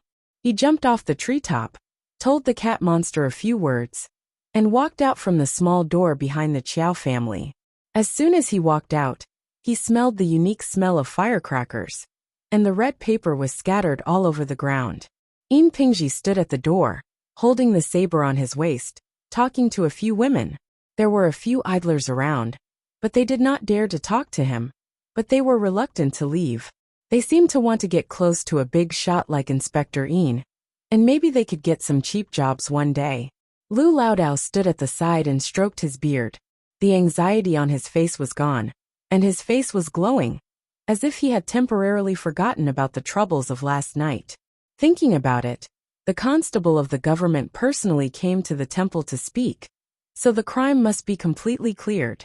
In the future, the Dragon King Temple, that the constable specially worshipped, would definitely be more popular, and the incense money would naturally be more. Li Yunxin walked through the crowd like a Taoist child who had no sense of existence. He entered the door and went straight to the backyard with a calm expression. After sitting by the stone table in the bamboo forest for a while, Inspector Yin and Lao Dao came in. In just one night's time, Constable Ian seemed to have figured something out. When he saw Li Yunxin again, his arrogance, apprehension, and fear were all gone. Instead, it was as if he was greeting someone of the same generation that he had known for a long time. He cupped his hands as he walked and said, "You're really good. If you want that Meng Ao, just tell me and I'll send him out." Why do you have to kill people with great fanfare? Li Yunxin observed Yin Pingji's expression with interest and lowered his eyes. Black Knife isn't one of my people. I don't have such great divine power. To Yin Pingji, this truth sounded like a mixture of truth and falsehood. Normally, Yin Pingji would take it seriously if a teenager said that. But the words of the person before him, he really didn't dare to believe it. So he changed the topic. Whatever you say. But there's something good today. Both of you are painters. Have you heard of the fisherman fishing old man? Li Yunxin's fingers moved slightly. Of course, he had heard of it. This painting was very famous in the secular world. Most of the precious paintings were made by ancient Taoist painters, or by the Taoist painters who were worshipped by the sect of Cave Heaven. However, this fisherman fishing old man was painted by a transcendent realm artist in Jinghua. Of course, the transcendent painter in the secular world couldn't be compared to the Taoist painters who were trained in painting. But this didn't stop some of the high-level painters in the secular world from occasionally being inspired and making excellent paintings. For example, the painter's Taoist name was Dao Meizi. He used to be a painter for the royal family. After enjoying all the glory and wealth, he returned to his hometown and took pleasure in teaching. On a rainy spring day, the old painter wore a straw raincoat and was fishing in a small boat on the river. He drank some wine. When he felt comfortable, he thought of his life and his current situation. He felt that he had no regrets in life and nothing to ask for. So he made this fisherman fishing old man when he returned home. It was said that once the painting was finished, the whole room was filled with light. It was a treasure. Not only was it a treasure for the secular world, it was also a treasure for cultivators. It could be used to understand the delusion ordeal. This Dao Meizi made the best work of his life. He had no regrets and should have been happier. But he drank wine that day and was drenched in the wind and rain. When he got home, he caught a cold. His condition became worse and soon he died. But this painting was passed down. When Lu Laodao heard about this painting, he raised his eyebrows and showed his excitement. Of course I've heard of it. Is it the work of Master Dao Meizi? Yes, Yin Pingji said with a smile. Master Dao Meizi has a descendant. Now his grandson, well, he is also a painter. It is said that he is a great painter of artistic conception. He came to the city of Wei. He brought the fisherman fishing old man with him. That is, Master Pei Juezi. When Lu Laodao said this, he looked at Li Yunxin subconsciously. He knew that Li Yunxin was very powerful in some aspects. But in the art of painting, although Laodao knew that his brother Xian was much better than him, he didn't know how much better. Because the water cloud force that Li Yunxin passed on to him was mainly used to refine the spirit and body. Li Yunxin didn't say it, so Laodao didn't know. What he was practicing now was the most authentic and core dharma of Tianxin. He, Laodao of the primordial chaos, was indeed a proper cultivator. He wasn't a rogue Taoist in the secular world anymore. But for Lu Laodao, he had never seen the painting Taoists of the grotto heavens and sections. He didn't even know of their existence. As far as he knew, painters were only those in the secular world. According to the states of Daotong and Kenzo, there were 5 realms of Xuanjin void form. But the 5 realms of a painter could not be compared to the 5 realms of a proper cultivator. At least in this world, there had never been a painter above the transcendent state. In Lu Laodao's mind, that was probably impossible. But on this point he was right. Painters in the secular world did not have a guide. Even if they cultivated to the transcendent state, they didn't know there was such a thing as a heart of Tao. How could they break through to the true state? Therefore, at this moment, Lu Laodao didn't know how Brother Xian compared to Master Daomei's grandson, Pei Juezi, even though he was not convinced. But he couldn't help but feel that Brother Xian shouldn't be better than him. Pei Juezi was the grandson of a royal painter. He had seen a lot since he was a child. He had countless famous paintings at home. Even if Brother Xian was born in a rich and powerful family, how could he compare? Lu Laodao couldn't help but worry. He knew that Li Yunqin was a proud person. After Yin Pingji said this, it was inevitable that Brother Xian would be angry with him. Unexpectedly, he saw Li Yunqin laugh. "Oh, Mr. Yin came here today just to talk about this? Did Master Pei Juezi come out to travel around the world to broaden his knowledge, and happen to come to the city of Wei to have a treasure appraisal convention?"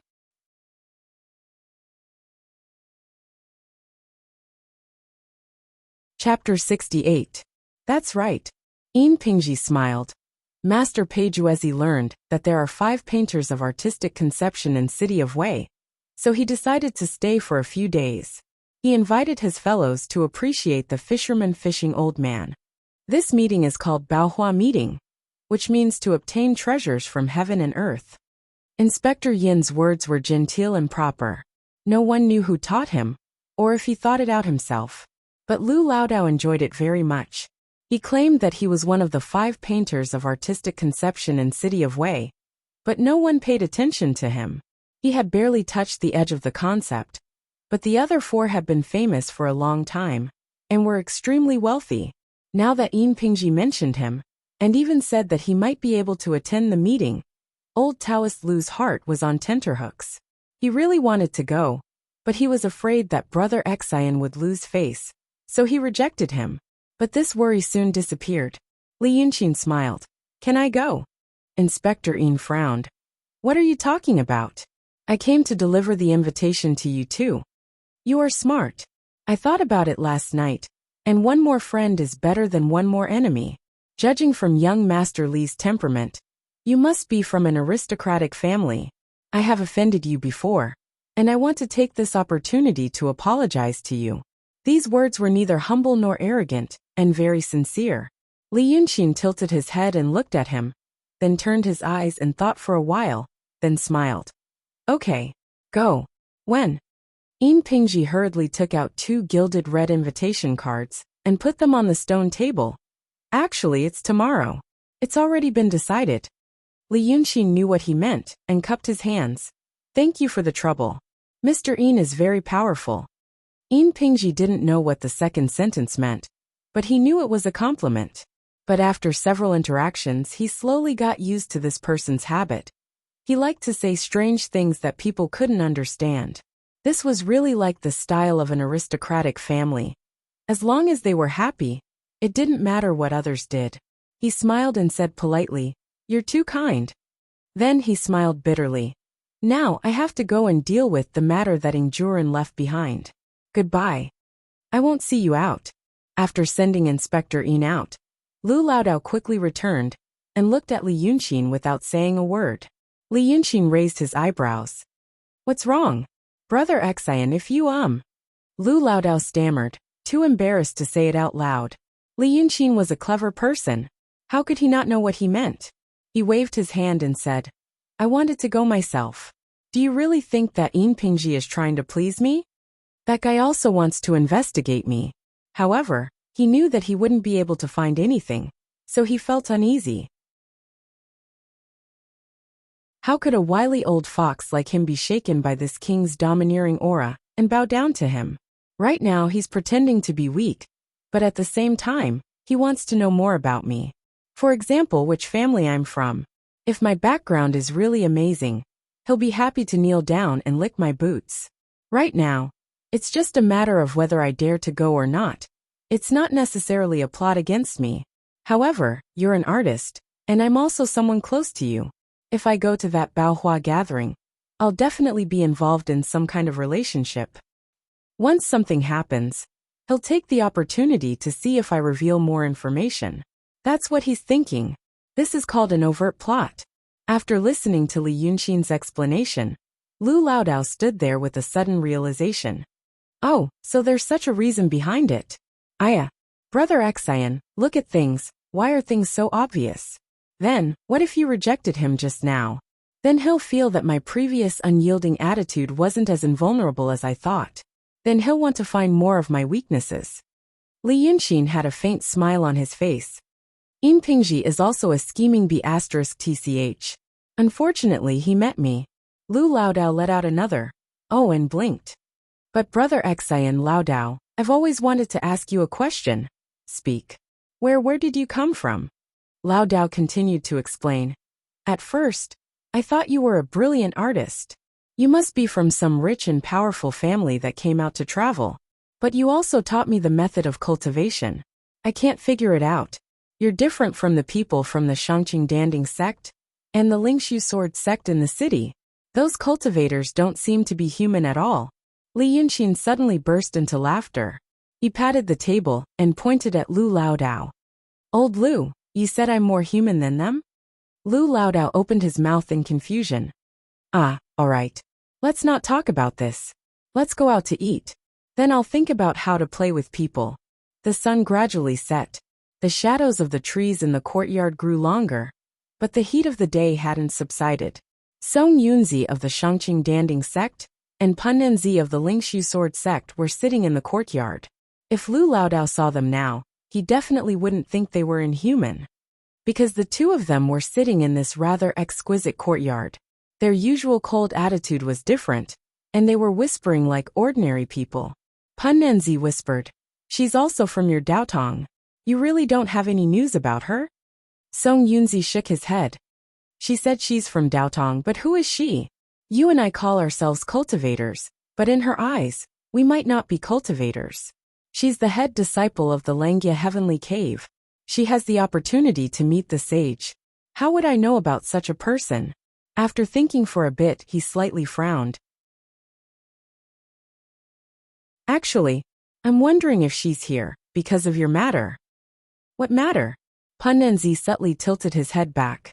If Li Yunxin saw this, he would know that Song Yunzi was on guard. Do you really think I only want to enjoy life in the secular world? Song Yunzi faintly smiled. Your Lingshu sword sect lost 3 people, so now you're the head disciple, right? Pun Nenzi didn't speak, and only stared at Song Yunzi. Why are you looking at me like that? Song Yunzi twirled his beard and smiled. After all, I'm a few years older than you, and I've been in the city of Wei for a long time. Although I don't care about cultivation, and just want to be a rich man, your Lingshu sword sect's actions in the city of Wei can't be hidden from me. I know all the bits and pieces. You're investigating, and I'm also investigating. We're all cultivators. If someone really dares to kill the 3 of you, who knows when that person won't come looking for me? Song Yunzi lowered his voice and leaned closer to Pun Nenzi. What exactly is going on? Pun Nenzi still didn't speak. I know you're worried, but at this critical moment you're worried. If you don't tell me, when the person in the room comes out and asks about this, I can't help you. Pun Nenzi clenched his teeth. Tell me what you know first. Song Yunzi whispered. The 4 of you went down the mountain to go through the killing tribulation. Pun Nenzi's face was expressionless. You passed your killing tribulation, and so did your senior martial brother Huai Nanzi. Poor Kong Songzi and Qi Songzi, they didn't pass. If you ask me, how do you want to go through the tribulation? I'm afraid it's not the right path. Pun Nenzi stared at him for a while and coldly said, There are a lot of people going through the tribulation. As long as it doesn't involve other people, who cares about the lives of mortals? Song Yunzi smiled. Then, how did they die? That you're tuning in to the Li Mei's Sword of Destiny YouTube channel. We're so grateful for your support, and don't forget to subscribe to join us on this incredible journey through captivating stories. Your generosity through donations truly makes a world of difference, as it's the primary source of revenue that allows me to expand and enhance this channel for you. Thank you from the bottom of my heart for being a part of this adventure.